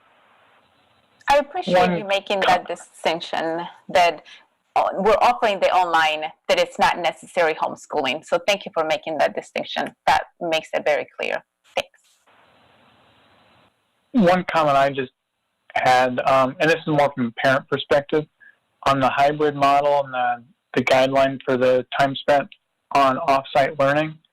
One thing maybe to consider as it relates to the social emotional aspect, I've seen some classes successfully have async learning, where it wasn't actually fully async because the students engaged in the student community themselves as a way to provide support to each other. I think that could be really important for some of our students from the mental health side and the support side there. So just maybe something as a parent to bring forward. Thank you. I wrote that note down. And one of the other things that this is the perfect time to point that out, I don't want families to get confused with the hybrid model and the learning that happened in our voluntary model this last spring. There is a big difference between what the student expectations would be in a hybrid model versus the voluntary model that we were in. So just understanding that and making sure that I make that statement, because it is much different. Grades are going to be issued. There's going to be a much more rigorous process than what was in the voluntary model. It would look different. So just noting.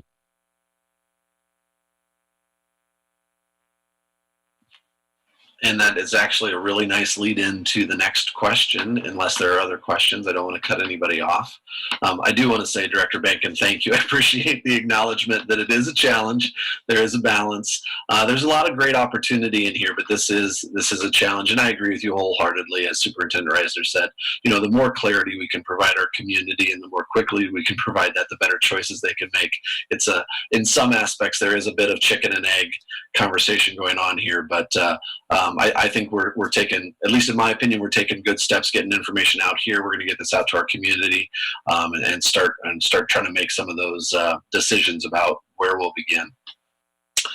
Again, the next question that I know there's desire to hear was addressed by our academic standards team, the Iowa Academic Standards team, was really just how will instruction be delivered to students? And some of the others you've seen, maybe like with the one above, it was a broad answer for all categories, or with that health and safety question that Superintendent Reisner started with, it was a broad basis. This one, actually, you'll see that there's different bulleted examples with some nuance, if you will, for each of those four categories. And then there's actually some examples on what might that look like in for example, in a required continuous learning model, that online model. What would that look like in a pre-K2 example, or in a hybrid model? What would that look like for a 3-5 example, so on and so forth. So you can see that kind of a standard for each of those delivery models is that regularly scheduled small groups would be flexible based on ongoing data. The data would be used to determine targeted learning outcomes. That small group instruction would be explicit and targeted. Collaboration with special ed, success, EL, ELP teachers. And then from there, things get modified or added to based upon the delivery model itself. So I'm going to give you a few moments to look through this. There's several bullets, but I tried to outline the ones that I think were common. Maybe one comment before I give you a minute or two to look at this and then generate questions would be this. One of the conversations that we've had, it stemmed from much of the literature that we've been reading, is the acknowledgement that, again, and I've alluded to it earlier, the amount of time and the amount of content, or the amount of standards that teachers are going to be able to ask of students in that far right column in that on-site delivery model is different than the amount of standards and the amount of content that we would be able to ask of students, let's say, in the far left model, right? And so the idea of prioritizing the priorities, really working with teams to hone in on what are those most essential standards that will prepare kids to be successful. Actually, you heard Superintendent Reisner earlier tonight talk about the recent guidance given from the American Academy of Pediatrics, and one of the things they talk about that I appreciate in the guidance that they released was the idea of if we're so worried about catching up with all that content, the amount of pressure that we put on both kids and teachers could be a little counterproductive to that social, emotional, mental health side of things. So I'll be quiet now. I'm going to let you look at these various bullets and then try to answer questions, or let the academic standards team answer those questions as well. Jeff, it's Monique. I just have a question about the hybrid 2 again. So it says on-site, but hybrid 2 is voluntary off-site. Is that an option to come into the school space if the student chooses? I appreciate that clarification. We have not had, later on you're going to see that we have said, we kind of addressed the what if families want to return to school, but they're just not comfortable participating in some classes. I really don't want to pigeonhole any classes, but there are, maybe some classes that the family believes are more high risk infection or some other reason, would we be open as a district to allowing students to opt out of those classes? And our answer is yes, right? They could, if possible, do those classes in another way, or maybe not do those classes. And so we're trying to, again, build in flexibility for those students who say, no, I really do want to come to school, I just don't want to do this class at school.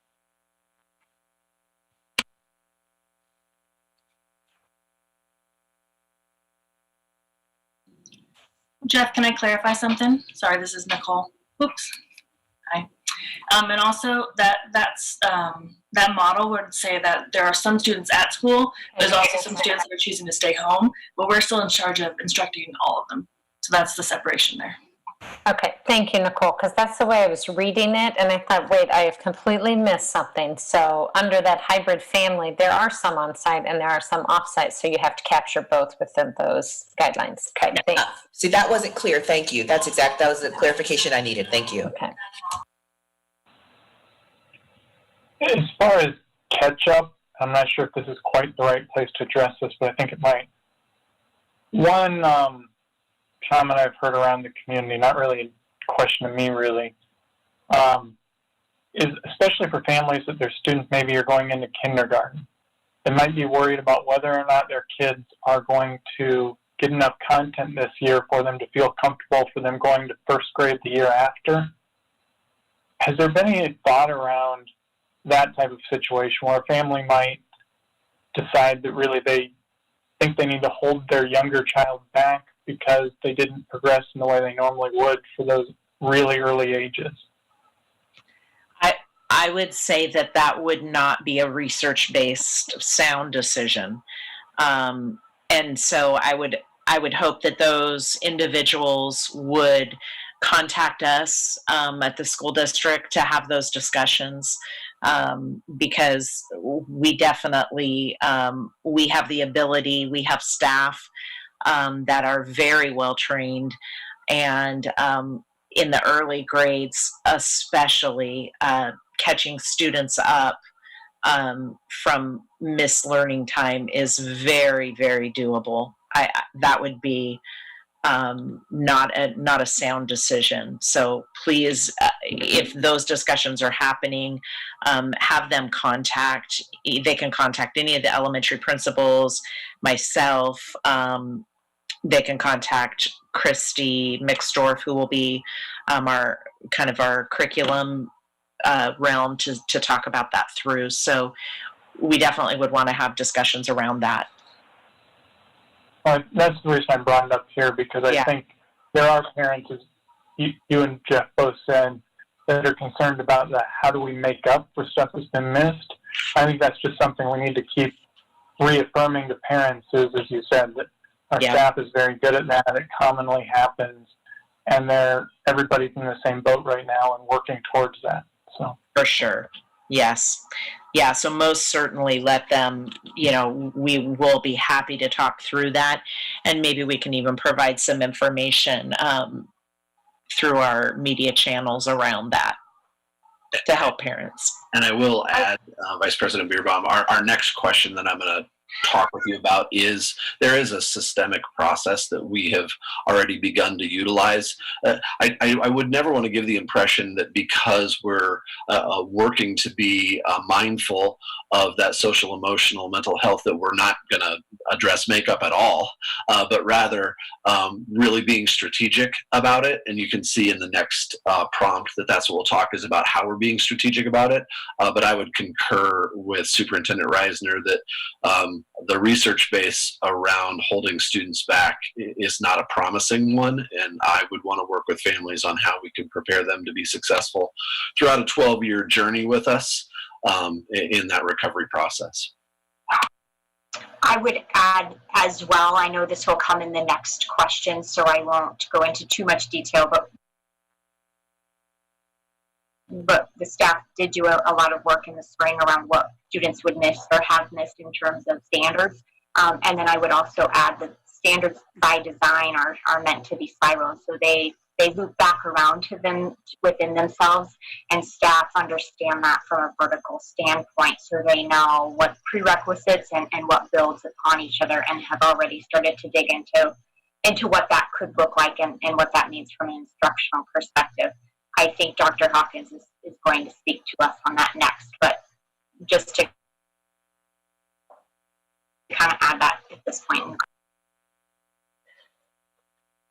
I think one thing I wanted to maybe mention, and I know Dr. Hawkins, I know you mentioned it, but I think that as I look at this chart and look at it from the continuous online learning over to the on-site, almost the different 4 columns, and seeing that the continuous, we are not looking at the continuous online learning for what we did March through April this spring. And I know that has been mentioned, but I mean, I can read this column myself, and I have a child who is in this category within the example, and that is not, it's very different than what that experience was. And so, and we would only be in that if the metrics or the matrix that is put together by our health officials and county officials would put us in that. But this is a much more, as I look at this, targeted, maybe research-based approach in terms of how that delivery would take place if we had to be in that continuous online learning. I appreciate the question and that distinction. It provides the opportunity to have this conversation really briefly, and that is, there is a really big difference in moving to an online delivery model after 27 weeks of face-to-face instruction than there is in moving to an online delivery model, let's say, hypothetically, I'm going to knock on wood right now, in week 3.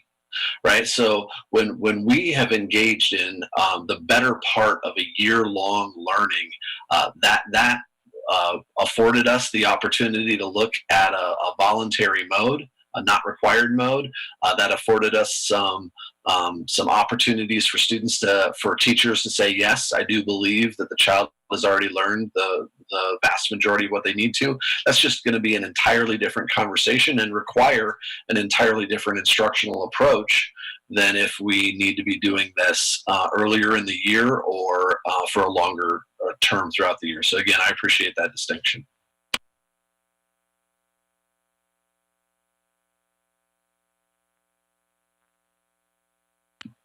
Are there any other questions necessarily about the delivery of instruction?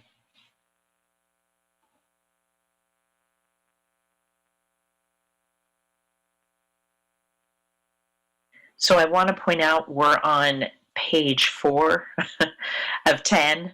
So Thank you. Yeah. You got it. Okay, very good.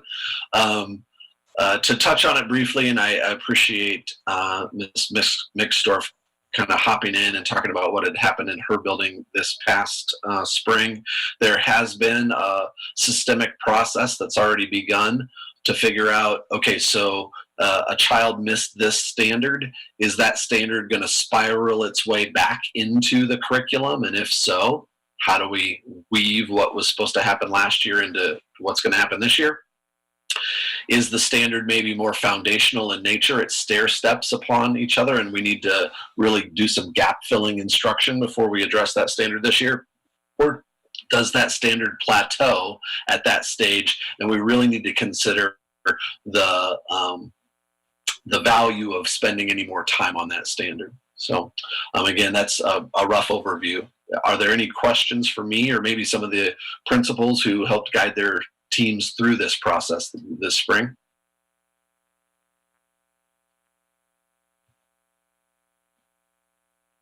All right, I'm not hearing any. So you can see in the next box that procedures for taking attendance are outlined. How will we keep track of data? I will tell you that the attendance data point is one. I don't know if you remember from that kickoff meeting, but in each category, one of the questions that was asked is, what data point will we be using to track implementation of our plan? And regular attendance, who's attending, and how is that impacting their ability to access education and what basic services might be needed? So keeping accurate attendance data in a variety of delivery models will be key. You can see those plans for that attendance taking there.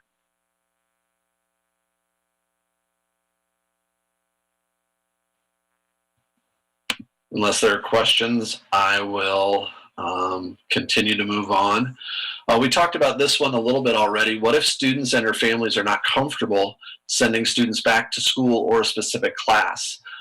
Again, I appreciate Director Colton, you talking about that hybrid 2 question, clarifying that a little bit. I think that addresses the school part.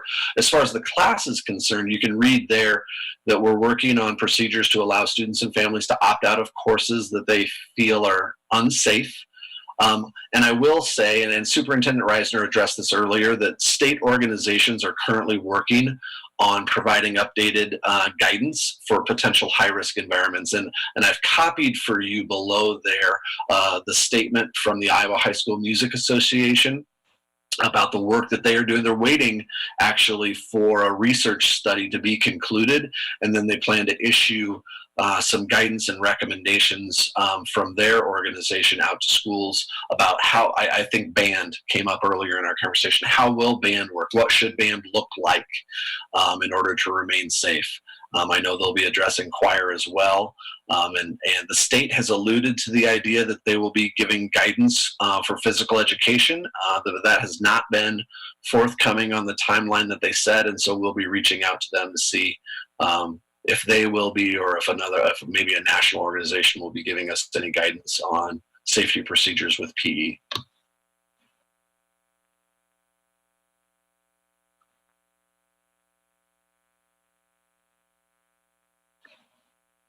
Not hearing any questions. Again, I would keep moving through the document. Some of the questions that were asked were just how will special education services be provided? And the one that follows is how will we provide service to our EL students?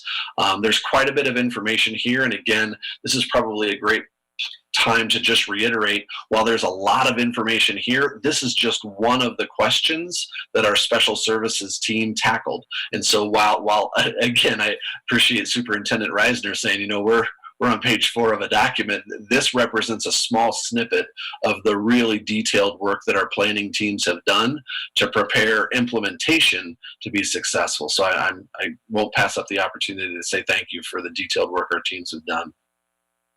But I'll give you a moment to read that. And then again, we have members of that team here ready to answer questions. If you have questions about what would the delivery of special education services look like. Jeff, this is Monique. I appreciate this. This is actually the section that I'm most interested in. I understand it's time's sake, but I also don't want to rush this conversation. I feel like it's important. This might be the largest attendance online that we've had on one of our calls. I know our community wants to know as well. I guess then the question I would ask the team working on this is, what is the component that they feel they still don't really have a handle on? Maybe that will help me as a board member better understand what I could do to maybe help. Hey, if there's a member of the team that wants to weigh in on that. Yeah, I would tell you for special education, the most difficult piece for us is our students who just cannot learn in an online environment. Students that, due to their disability, they're not able to attend and communicate with us verbally or written. And so trying to really support the families and the students in that environment has been very, very challenging for us.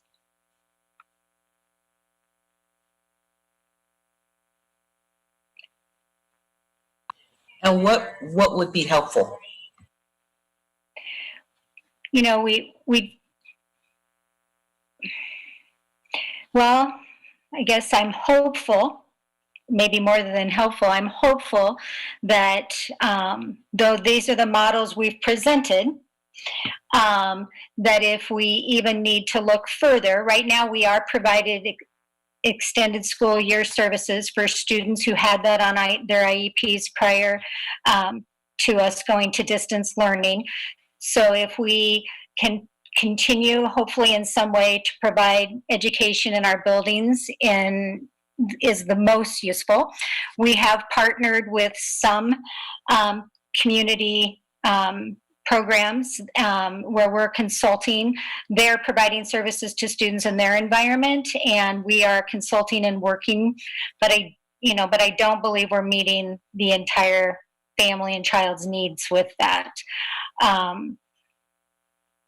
It's just very, very challenging if they can't come to us and we can't go to them. If we can't see each other, it's a very small percent. I mean, I think it impacts a lot of families that I probably don't even know it's impacting lots of families. But these are special needs families that I do know, and I know that they are missing out. Otherwise, I think our special ed teachers throughout this distance learning, even though we were in the voluntary, did some really amazing things in supporting, and I would say this is in pockets here and there, and just learning technology on how to provide some specially designed instruction. And Patrick was a great assistance getting us tools so that they could actually write and the kids could see them and what they were doing, and things that we just hadn't learned to do before, which I'm sure in the college setting people do all the time. But our teachers really reached out. Our high school teachers, the parents really what was mentioned earlier, wanted that check-in that, how can kids see each other, and how can they still communicate with each other and attend school. We had a lot of great classes going on at the high school level, and that was with students with more significant needs maybe, but also a lot of our resource students, the teachers were providing lots of one-on-one instruction to get them through those classes online. But this is difficult, and I think I've identified our most significant concern.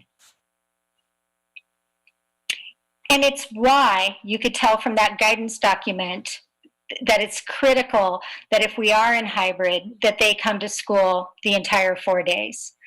But I really love our team, because we started out just thinking special ed, but we know it's beyond special ed. But we also know it can't go too far beyond, or else we'll go over our capacity. But yet we felt like we put together pretty good guidance on identifying who should come 4 days. You'll see it is recommended. This is an IEP team or a school team decision, because all family circumstance is different. And it could be if siblings are only coming 2 days, the other kids can only come 2. I mean, there's circumstance that every family has to decide.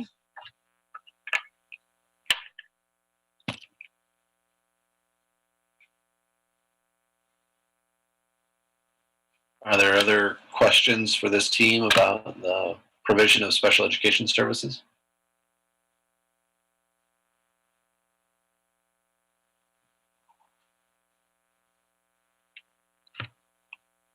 If not, Patrick, do you want to scroll to the next question?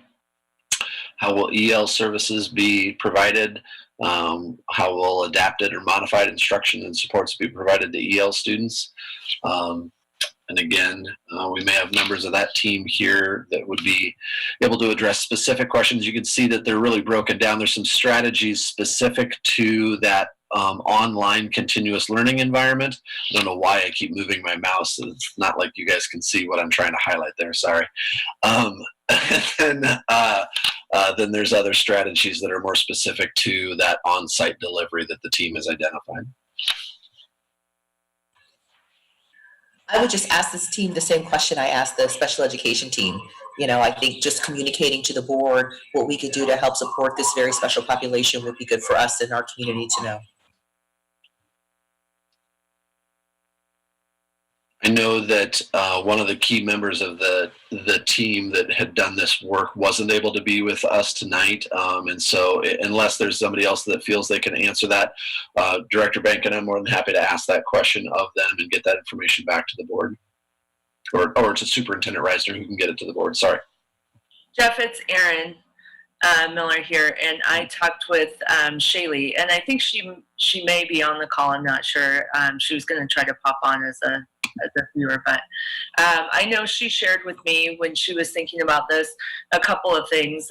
One, we talked a lot about how to best communicate with families, especially families who have students across different buildings, and how overwhelming maybe what we sent out sometimes in the spring was, especially if it wasn't in your first language. And so we talked a lot about how could we develop kind of point people and funnel communication and streamline those sorts of things. So that was one challenge I know we talked a lot about. And then we talked a lot about how to prioritize what kinds of instructions we were doing in the classroom if they could come to school in the hybrid models, and really having team decisions around which students might be best supported if we can bring them in more days. So I know those were some of the big things we talked about. We also talked about how critical it will be to provide additional learning for all of our staff around how to help support students when they're both in our rooms or at home. So that I think will lead into your PD part probably, Jeff, but that was one of our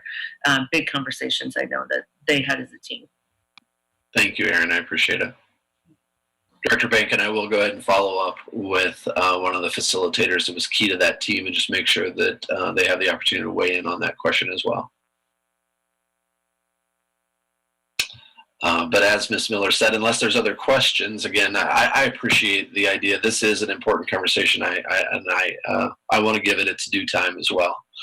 If there aren't other questions about this, Erin did a really nice job of alluding to the professional development needs.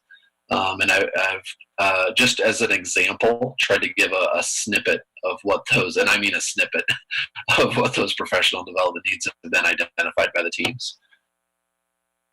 So if we're ready for it, I'll encourage us to just scroll again. Right there, that's perfect. So each team has been asked the question, what professional development needs exist in order for us to provide the adequate training to staff to be able to implement this plan. I will tell you that each team has identified numerous professional development trainings that would be needed. In fact, they've identified enough that some of the teams have gone through and said, yeah, we identified the following things, but we need these to be the priorities. What are some of the priority items? Because there's enough learning for our adults identified by those teams to last for more than the year that we have coming up, quite frankly. And so not only have we asked those teams to identify what's the topic of that learning, but we've asked them to identify some potential resources. Maybe how would we measure the success of that adult learning, and so on and so forth. And so what I've provided, or what we have provided there in that table, just as a brief outline of different teams' indication of some learning for our adults, the potential resources, and the evidence of the success of those. So I don't know if you have questions specific to that professional development piece, but certainly there's lots of adult learning that is being planned for in order to assist with implementation. When will this happen? Will it happen before school starts, on Wednesdays?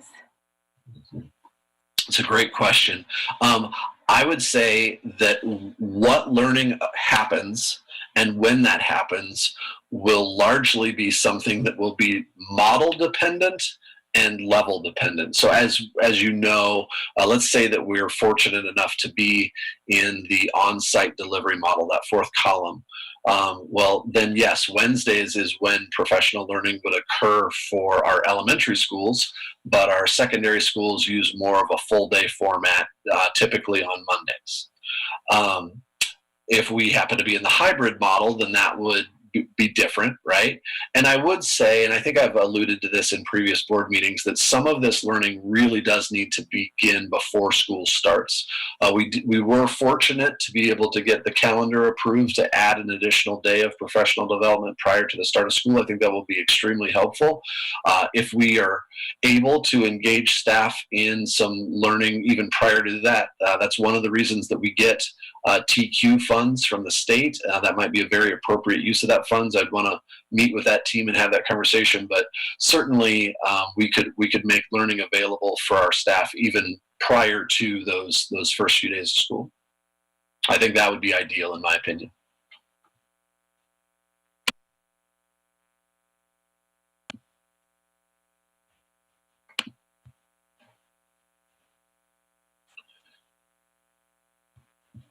Unless there are other questions about the adult learning piece, there really are just 3 questions left that either we anticipated, we'd heard from our community, or we'd heard from our board that there was desire to have an answer for. One of them, actually, I've already alluded to, and that was that the next question of how will we provide for meals for students in a hybrid. My illusion was that we're working on it and we're looking into it. Chris Stensland has a meeting coming up, I believe, on Wednesday with our food service providers in order to talk about what that would look like. Am I speaking correctly, Chris, or am I confusing? Yeah, we're meeting to talk about, and with the next question too, about the safety measures for the food staff workers. A lot of how we'll provide the meals, if we're not in an on-site basis like we normally are, will depend on the Federal Department of Agriculture, and whether this is a state, we've been given a statewide waiver to waive the congregate meals and so forth. So I just want people to know that we don't always control our own destiny on this, but I would hope that if we're in a hybrid model, that's because there's a major issue in the state and that those waivers would be coming. But we will make every effort to make sure that we provide meals to students in whatever model we're in, and we know they depend on the nutrition at school. Thank you, Chris. Are there questions for Ms. Stensland on either the provision of meals in a hybrid model or the safety precautions for food workers? And again, I would remind you that those meetings are still to come, but if there are questions, we can take them.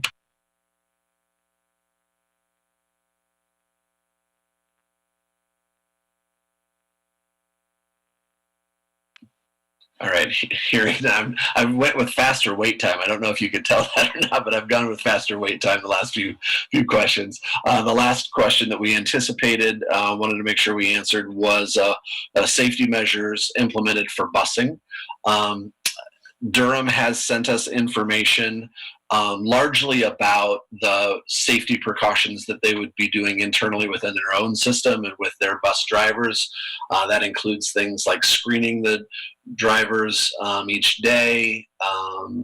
You can scroll through that document, Patrick, and thank you so much for being responsive and managing this part of this process for us. If you want to go to the next couple of pages, it really addresses what they're doing. Their drivers will be wearing face masks. They will be cleaning their buses multiple times a day.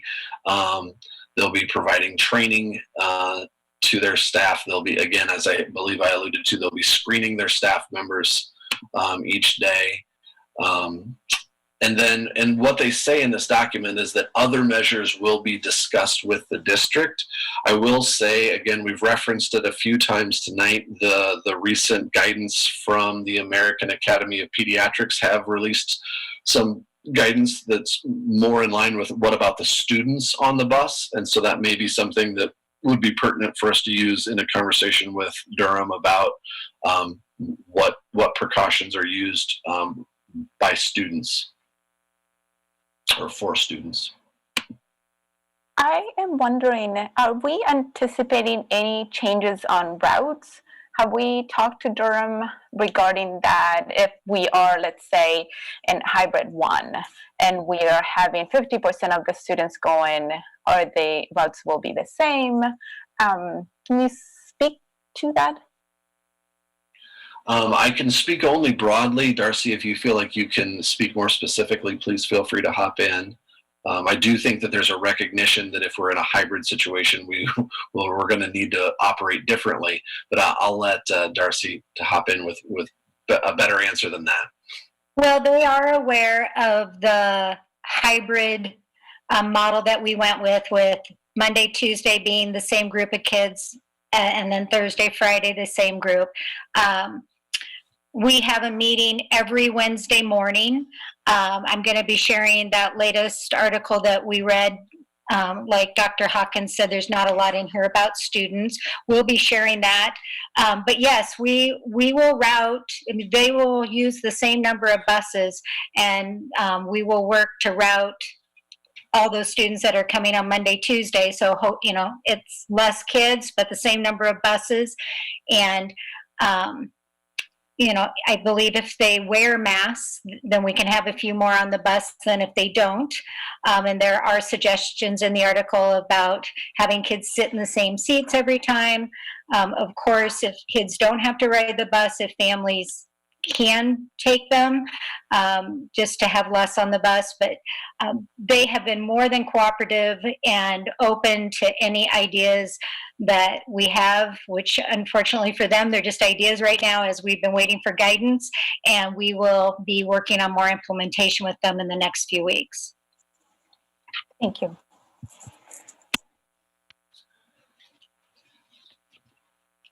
Okay, so again, I don't want to cut off any particular conversation too shortly. Are there other questions regarding the busing and mitigation strategies there? I don't have a question on the busing, so maybe I have a transition question here. I'm going to kind of take Director Binken's question and ask to Superintendent Reisner more generally. I mean, when you look at the plan and where you are right now, and I know you spent a ton of effort, and I thank you for that, what areas do you specifically have concerns at the district level? And more specifically, are there any areas where the board or the community can be of help that you wanted to point out or that we should be thinking about? Yeah.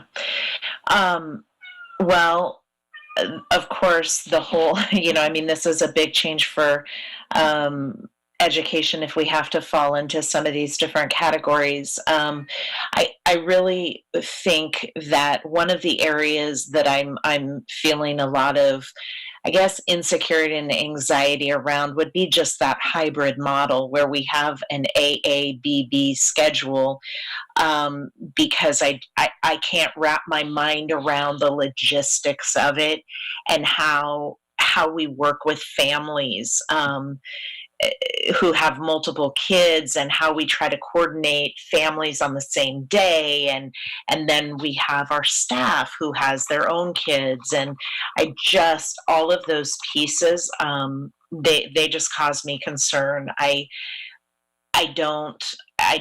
feel for our staff as parents and as I guess just human beings, and how difficult that is going to be on them. And then I feel for all of us at a district level trying to navigate the logistics. And then I certainly feel for the families. And so that causes me, I guess you always hear what causes you to stay awake at night. That's one of the things right now is, you know, how do we make that happen and make that work and have everybody's needs met? And that would be the area.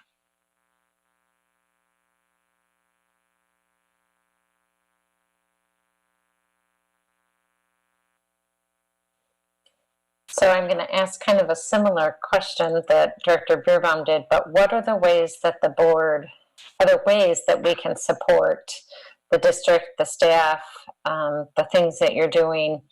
I know that I believe that you probably want to know if we want to give you our blessing, but are there ways that we can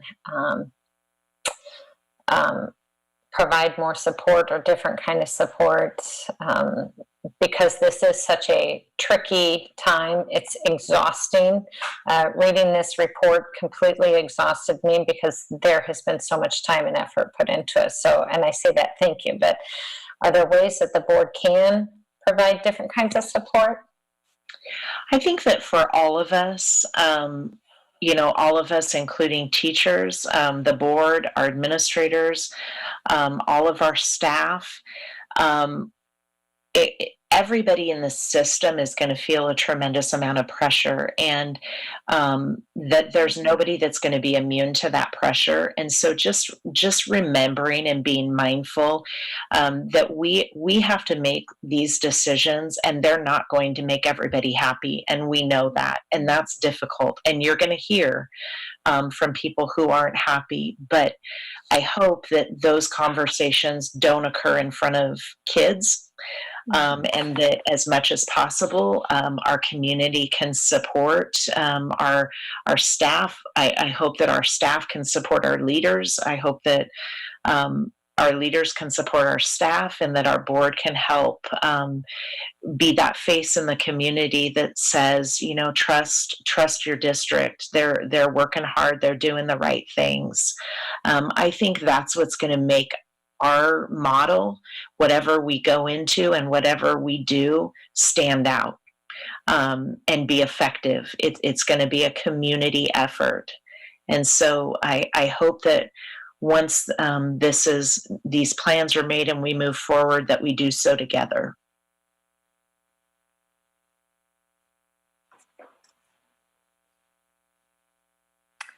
Any other questions for the administrators, the team that has put a lot of effort into this? I don't have a question. I just want to thank you. This is a lot. And like you said, it keeps you up at night. You're not alone. I mean, we're a team, and we're all on the same boat. This is, we don't want this. Nobody wants it. We all want to see our kids happy and going to school. They miss their friends. But I just want to thank you. And I know there was a big group of people that work on all of this. And I know there's a lot to anticipate without any guidance from the state. So I am proud of our district for taking the leadership. I'm proud and I'm grateful because you have received no guidance. And I am very thankful. Thank you.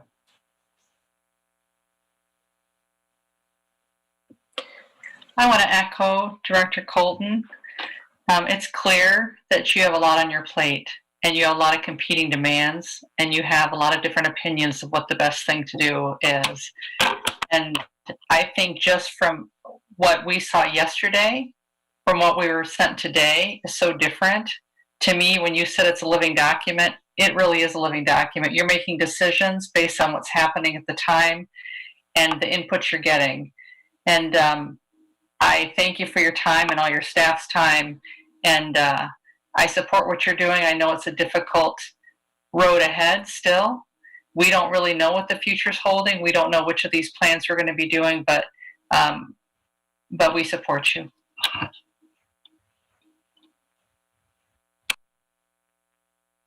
Thank you so much, both, just the whole board. Thank you for that. I know I can speak for our staff, and I see their names on here, so I know a lot of them are on here, and I know that they appreciate that as well. I think one thing, what I heard earlier in the portion of your presentation was there is a desire to maybe seek some information from our families, our staff members, and while we come back and vote on this the 20th of July, and there may be some changes that come, I would anticipate as more information is provided. But I think that if there's any board members that have concerns at this point, if you can please let us know. I know a few of us have indicated our support, but providing that to the staff now, because I do think my understanding is that you do need to keep working and moving forward with the plan that you have presented us with that direction. So if there's any board members that do have concerns, if you could bring those up now, I think it would be helpful for the staff as they need to continue to work in moving forward with this information for our district. My only comment would be, just because of some of the questions that went on today, I think perhaps just more clarity around the hybrids, right? The hybrid to, just because when you're in it, you understand it and you know exactly what it is. But I think as a, because I even struggle understanding when can you do it, or so I think clarity on that, on the different, and clarity also explaining we're going to this model when we find, depending on the metrics, right? It's not going to be just like, it's just going to be based on metrics that we are, the district is working with Story County. So I think that's my observation. Thank you. You're welcome. I would just add some final thoughts. I guess my thought is, again, very much around the hybrid, because I guess everything else is kind of, we're either all home or, and I guess it's maybe not even true, because I think what we experienced in March was very unique and we were all kind of similarly situated. I don't get the sense that's going to be the same going forward. And so I think as I heard the directors giving their updates, they would say, oh, well, the kids will be on site these days and at home these other days. I think that's a huge assumption that I don't necessarily know that we can or should be making, because there may not be somebody at home to provide for this child. And so the ways in which some children might be having to do schooling with a daycare provider, does that daycare provider have internet? What does that look like? I think we cannot assume that there will be a caretaker at home with every child. And just the fact that there are parents who don't work at Ames, right? Many of us do, and we can kind of come by if our kid is sick or whatever, but many parents don't work in Ames. So I guess I'm just wondering about the ways in which, and I don't want us to feel as though, the district is a daycare, because it's not. But I think that part of the way in which we help our community navigate this is coming up with novel solutions, novel partnerships. We just cannot underestimate the devastating impact that not having children on site every day will be for our families.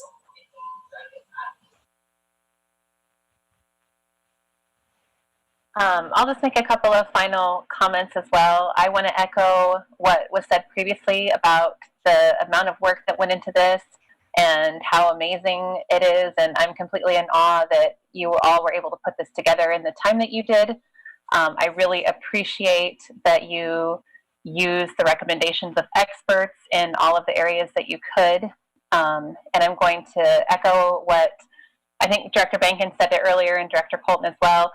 Getting a little more clarity, I think, is important. And I feel like people who are on this call right now have gotten some clarity, but I think there's a lot of misconception in the community still, not understanding that the Return to Learn plan isn't the district saying we are going to be all in person in the fall, or we are going to be all online, that it's this continuum of we have these different options that we can go between based on the circumstances. So I think making sure the community understands that piece might really help put some of the anxieties at ease right now that people are feeling.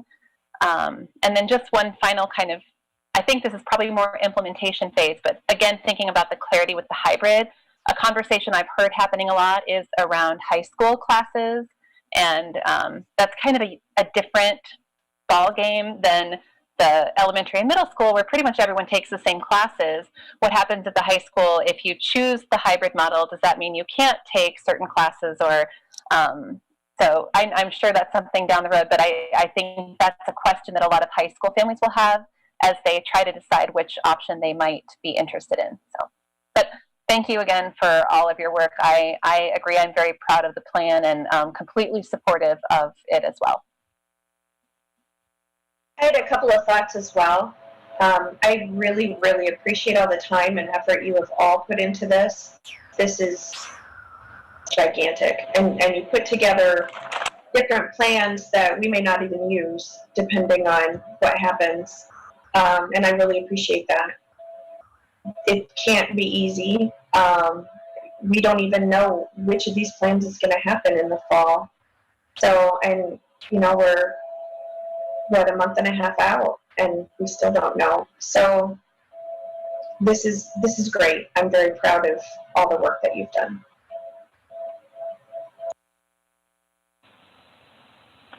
I'd echo that same comment. Thank you to the teams that have worked on this. Thank you for spending your summers while you're quarantined with your kids and at home, thinking through these things and putting it together. I trust those teams, and I trust the district and the great staff we have in the district to do what's best for our kids. And just let us know what we can do, because I know you're doing the things that you know are right. And we've got your back, and we're here to support you, and here to sometimes maybe ask some tough questions, but also support in doing those things. So just continue to do great work. Thank you. I would say keep asking those tough questions. We appreciate those. They help us think through, and even those questions that have been coming from the community, they're appreciated and help us think through other things that may not have bubbled up. So we appreciate the questions. Any other comments from anyone? I would just take just the briefest second just to say thank you. Go for it. The amount of hours, the amount of dedication of our staff to really digging into the guidance, the best practice, keeping students' physical, social, emotional, mental health, and then academic needs at the forefront. I too, I know we've all been so proud of the work we've done. As I was sharing with Superintendent Reisner, as those plans started to synthesize and come together and come in this past week, just looking at the amount of dedicated work that our staff has done, I just want to take the opportunity for all those listening to say thank you so much. I'm extremely confident that regardless of and I guess I would stress it this way, regardless of the model we start in, because I don't know that I personally am convinced that we are going to stay in one particular model, but I feel very confident in the amount of plans and the work that our teams have done to set up other people to implement successfully has just been phenomenal. And so thank you so much to all the people who have worked so hard on it. Absolutely. Quite a team effort. So many thanks to all, and I know many are listening. So if I see no one else making the motion to speak, we will go ahead and open it to any comments from the public. And I can see that, just as a reminder, you raise your hand. And I see 2 hands raised, so let me see if I can get to them, and I will call on you. It looks like Angela Shaw, you're at the top of my list.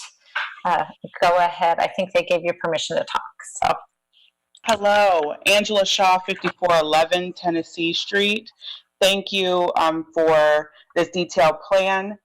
I guess my first question is, where is the detailed plan? Where can that be found that supports all of this and talks about the literature behind why you decided these things?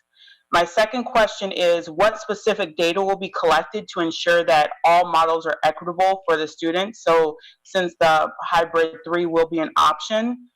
My third question is, how will the state testing and assessments be incorporated into these plans? My fourth question is related to communications of positives. Will all the students be required to be quarantined for 14 days, and under what circumstances, or will they go to online models? My fifth question is related to teacher support. What education has been provided since spring to ensure that online education or the hybrid is a capability of our teachers? My fourth one is related to the individual students. There was no talk of additional staff being hired to ensure that every child has their needs met in this time. My biggest concern is related to childcare. The childcare that needs to be in these hybrid models has to be one where technology has to be present. No technology questions were asked of childcare. It was just asked of homes. So will there be additional assessments that will go out to ask parents about childcare and technology? There was no guidance also provided out related to other after-school programs. Will ACPC be allowed to be in the schools? Will Iowa State college students be allowed to be in the schools? Who will be allowed to be into the schools, and what additional guidelines will be there? My last point would be, what is the communication plan before the July 20th? Since this is a changing document, how will you communicate that to the public, as well as all of this information for people who are not on this call or weren't able to stay on here for 2.5 hours to hear all of this? So I employ the team to look at ways to better communicate with the public so that as this changes, there are abrupt to how they need to get their plans in order for childcare and making sure that their child is supported. And equity is, of course, at the top of all those lists to ensure that all kids are being supported in this model, even in the pandemic. Thank you. Thank you, Angela, for the list of questions. And I believe I saw staff, several of us writing them down. So I know they'll take an opportunity potentially at the 20th to answer. Superintendent Reisner, you leaned forward, so I didn't know if you were trying to talk. Are there any of those questions? I wrote as fast as I could, and I believe I got them all, but they might have been in my own wording. So I was just going to ask if Angela had those written, and it sounded like she did. Would you mind emailing those just to double check? Yep. Great. Thank you. Thanks, Angela, for the questions and the feedback. I see Herman Kornbach has his hand raised. Patrick, if you want to give him abilities to talk, please.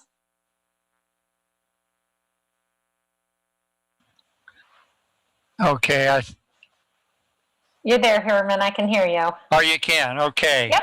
I'm sorry I don't have a camera, but wow, what a great discussion tonight. I am so impressed with all the work, the thought, the effort that's gone into this document and your plans for next year. On top of the work, thought, and discussion that's gone into just keeping our schools afloat the last 6 months. I'm always grateful for your service, but never more so than this year. Let me comment a little bit on the guidance or lack thereof that you've gotten from the State Department of Education. I presume all the board members have seen the guidance, the reopening guidance that was issued on Thursday. I found that to be quite disappointing in a number of ways. In particular, they say requiring face coverings for all staff and students is not recommended. That's a direct quote. As you know, the Centers for Disease Control has recommended exactly the opposite, except for students who have particular medical needs. So I'm pleased to hear that you seem to be going in the direction of requiring face coverings as far as possible. The guidance from the state did allow local districts to go beyond in consultation with their local Board of Health. Last Thursday night, the Story County Board of Health did in fact issue recommendations that encourage the use of face masks. So I think you're on very solid ground there. But the state got such massive negative feedback that by Friday they had issued another missive that says further clarification is needed. I checked with our Senate Democratic education staffer this afternoon. As of close of business today, she had still not heard anything further as to when that clarification might be coming. So frankly, as far as that is concerned, right now you're pretty much on your own. But like I say, you do have support from the County Board of Health. Also, Iowa State is setting a good example there. So I hope you'll go in that direction. You have two tremendous responsibilities here. One is to protect the health and safety of the kids, and the other is, of course, to advance their education. And right now, there's just a horrible trade-off between those two goals. But using masks and hand washing, masks and social distancing, masks, and you get the idea, lots of masks, that lessens the trade-off. It allows you to pursue the education goal at a lower risk to the student's health. So I'm glad to hear you going in that direction. You mentioned the American Academy of Pediatrics. I heard tonight on the news that they are recommending that you get kids back in the schoolroom because the online, as much as people have worked very hard at it, it's not working all that well. So my 3 minutes are up. There you go. Well, thank you, Herman, for your comments. Thank you for being here to listen in. We appreciate all the work you do down in Des Moines, and I think we're just demonstrating local control here. So we appreciate your support. I see another hand, Laura Booten.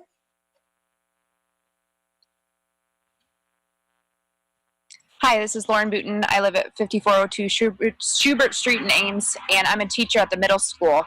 I just wanted to bring a couple of concerns I had listening, which was about the hybrid 2. If we're expecting students to do online learning for the other 2 days, did we take into account that they might just not do that? And then when we meet with those students again the next week in those 2 days, and they haven't done this stuff that we expected them to do at home, they're going to be at a different place than all the other students. And having to do that back and forth is not going to be possible. So I just wondered if we considered the fact that we might just have to, it seems like, how can we cover near as much content? If we're doing that hybrid model, it seems like 50% content coverage is the only thing that is possible. I don't see how we can expect those students to do that work at home. And just on a teacher's perspective, having to navigate that, like half my kids didn't do it and I'm trying to meet with them, and if I'm expecting them to do this work at home and I can't move forward with my lessons or my teachings unless they've done this stuff at home first and they didn't, I'm not sure how I'm expected to teach those students. I also wondered about if we did have some teachers who taught solely online, how equitable that is from a teacher's perspective in terms of workload, and not having to deal with behaviors. If I didn't have to deal with any behaviors this whole, during the whole COVID thing, because I wasn't actually meeting with students.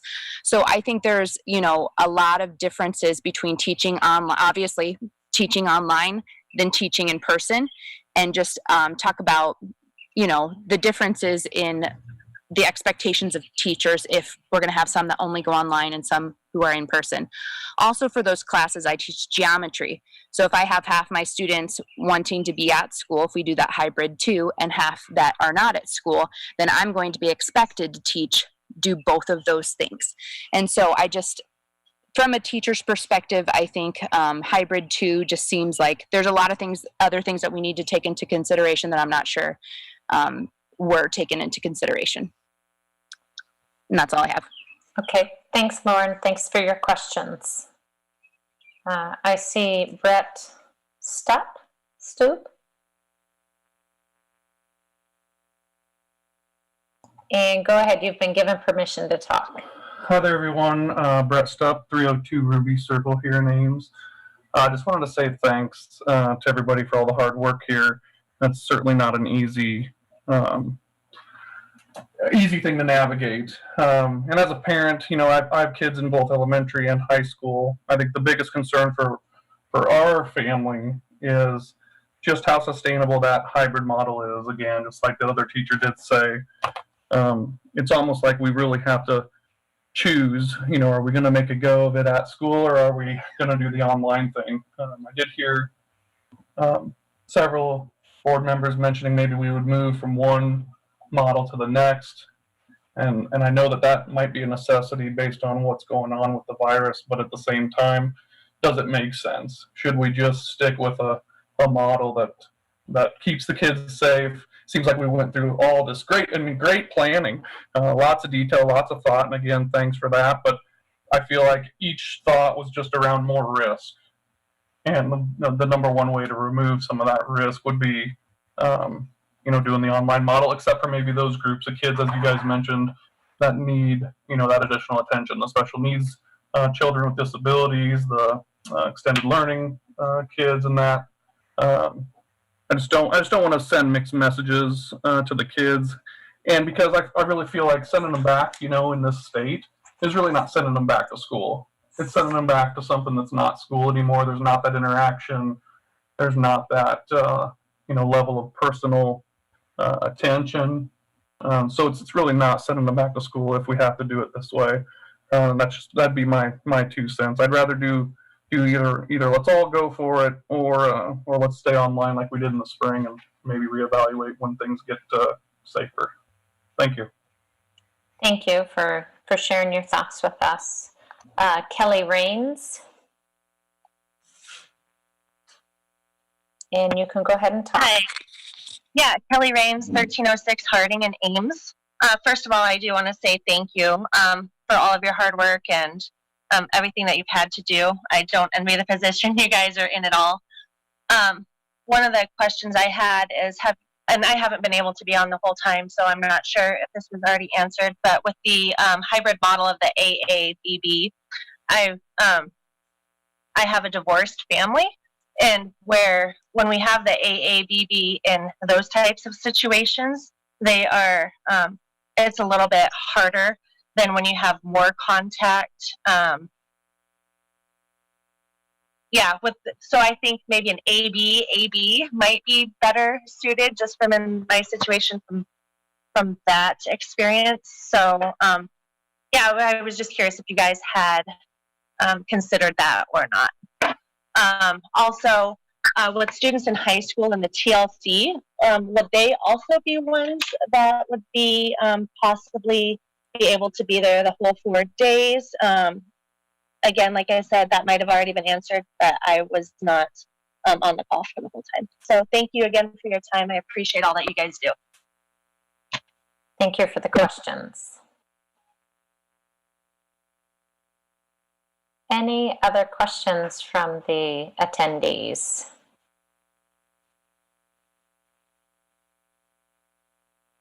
And Superintendent Reisner, I didn't know if there were any of those questions that you wanted to, if there were any quick answers you wanted to answer, or if you want to wait. I saw you writing them all down, so. I wrote everything down, so there's a lot of them that we do have answers to, but there's some of them that I appreciate, just the have you considered XYZ. So I think what we'll do is go back as a team and put some answers to this, and then be able to communicate those answers out. We will have Eric help us go back, kind of make it like similar to what we did with our listen and learns when we answered questions that we ran out of time for, and then we put those out on social media. So I think we'll go back and do that, and make sure that I hit on everybody's. Okay, great. And give as much answer as we have right now. Yeah. If there's some we can't answer, we'll just say no answer yet. Great. Superintendent Reisner, as you to do that, and I appreciate that, could you also, as a staff, if it's not onerous, right? If it is, that's fine. If it's not onerous, could you develop a timeline by which the community might expect to have some information? So like, I understand that a lot of these plans, it varies, right? And so you have to adjust, but like, when do you expect to have, when do you expect for parents to know what to plan for? Right? Is that 2 weeks before school? Is that a week before school? The day before school? Like, if you could just give us some idea so that we're not just sitting around waiting to know something. Absolutely. Yep. We can definitely do that. And then, like you said, there could be we didn't anticipate this uptick, but so we can't account for those things. But I think that what you said is absolutely doable. Hey, we're going to make a recommendation based on the metrics that we have on this date. So we will definitely work on that. Thank you. Great. I see no more hands, so I will go ahead and open the public forum. If there is anyone who would like to speak during the public forum. I don't see any hands raised, so I am guessing we took care of all of those questions or comments during our discussion items. So I will go ahead and move on to the consent agenda. I move approval of the consent agenda, but with a motion to modify it to where we will remove from the personnel report the consent item Yeah, let me read this correctly.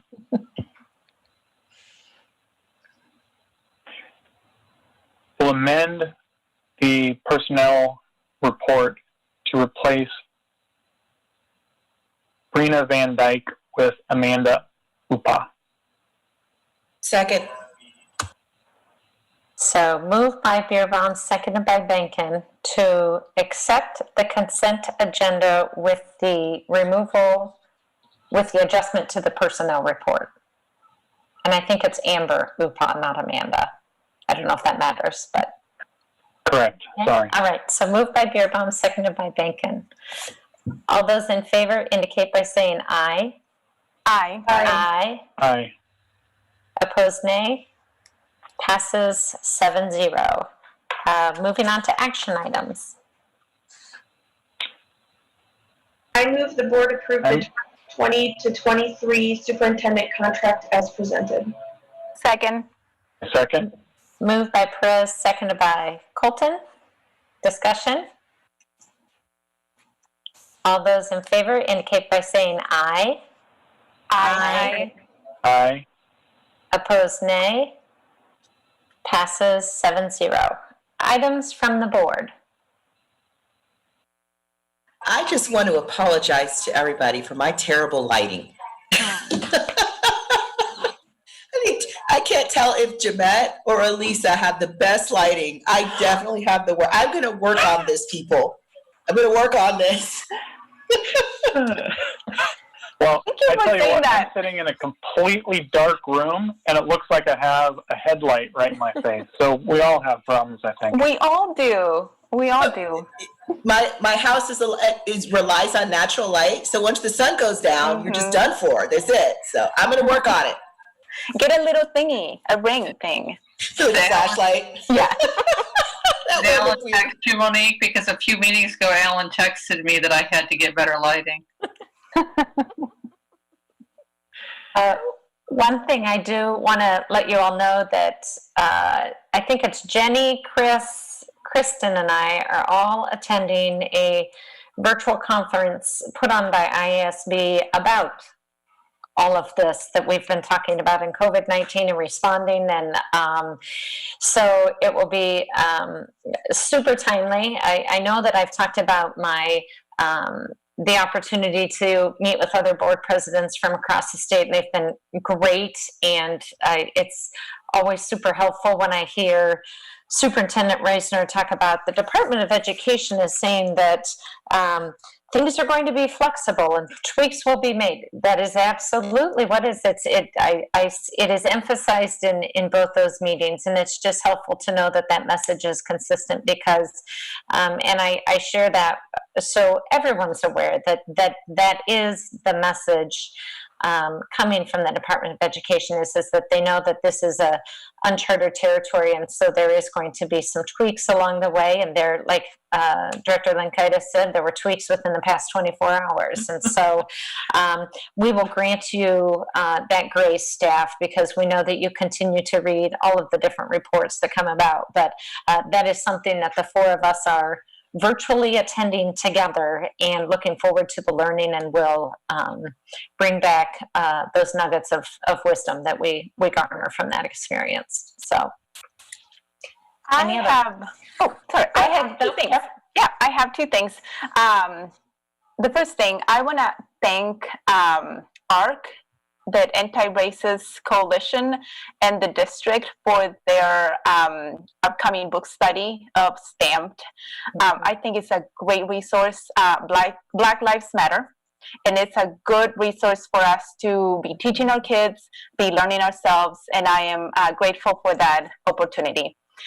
Thing number two, I do want to reiterate how proud I am of our district for taking leadership and presenting this. And I know there are lots of questions, and we don't have answers for all of them, but we are thinking, and I want to thank the district. I want to thank my fellow board members, because this is also, it's an uncharted territory for us as well. So I want to thank each one of you, and I just want to, that now the local control, how Lisa was saying, and I just want to remind our community that you can order your, or you can, I think that's the word, your absentee ballots on July 6th.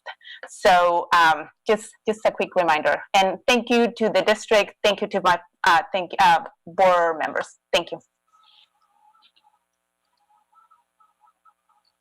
Any other comments from board members?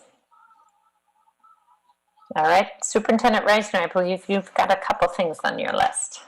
And I'm going to be brief because we've been on here a long time. Title IX, just big changes occurred in Title IX, and I was really proud of all of our administrators, both building and district level administrators. We all attended an allers training. It was an all-day training, and when I say all day, I mean all day. Like we were, and it was heavy topic. There are big changes that we will talk about down the road with Title IX, but I just wanted to let the board know, if you're hearing or seeing in your IASB documents that come through anything about Title IX, we're on it, we're training, we are developing a policy that will be a biggie. So that's happening, and then it'll go through policy committee, and we anticipate also doing maybe a little work session training with the board around some of those changes with Title IX, so that you're also aware of what some of those bigger ticket ones are. All right, and then the second update I have is just on our CEL. We talked a lot about the social emotional learning program and bringing it in this year. And we, just as we continue to grow and learn together in our critical consciousness, we sometimes have to take a step back and listen to listen to different voices that are telling us information that we never had considered. And so around this curriculum area, we have taken a step back and we've paused and looked at the data that talks about CEL can, at times, if not done right, it can be used almost to weaponize against different races and different, so LGBTQ, different races. And so if not done in a way that we are really looking through an equity lens and grounded in equity, it can be done very harmfully. And so we love the program, the model that we selected, but we aren't quite where we want to be to roll that out without some equity foundation to that before we roll it out. So I just wanted to give you an update on that, because I know I've talked about how excited I was, and I'm still excited, but we're going to do some ground level work on making sure we have that in a position that's going to be best for our students. Thank you, Superintendent Reisner, and thank you for hitting the pause button when you need to, so that your team can get together and figure out the best step forward for our district. The board planning calendar, because this meeting was actually our July 6th meeting, it was moved up. We will not meet again until July 20th, I believe is the date. So with that, I will entertain a motion to adjourn. I move we adjourn. Second. Moved by Beerbaum, seconded by Perez. All those in favor indicate by saying aye. Aye. Aye. Opposed, nay. Passes 7-0. Thank you very much, everyone, for being with us tonight and hanging with us. Later. Have a good night, all. Bye, everyone. Good night.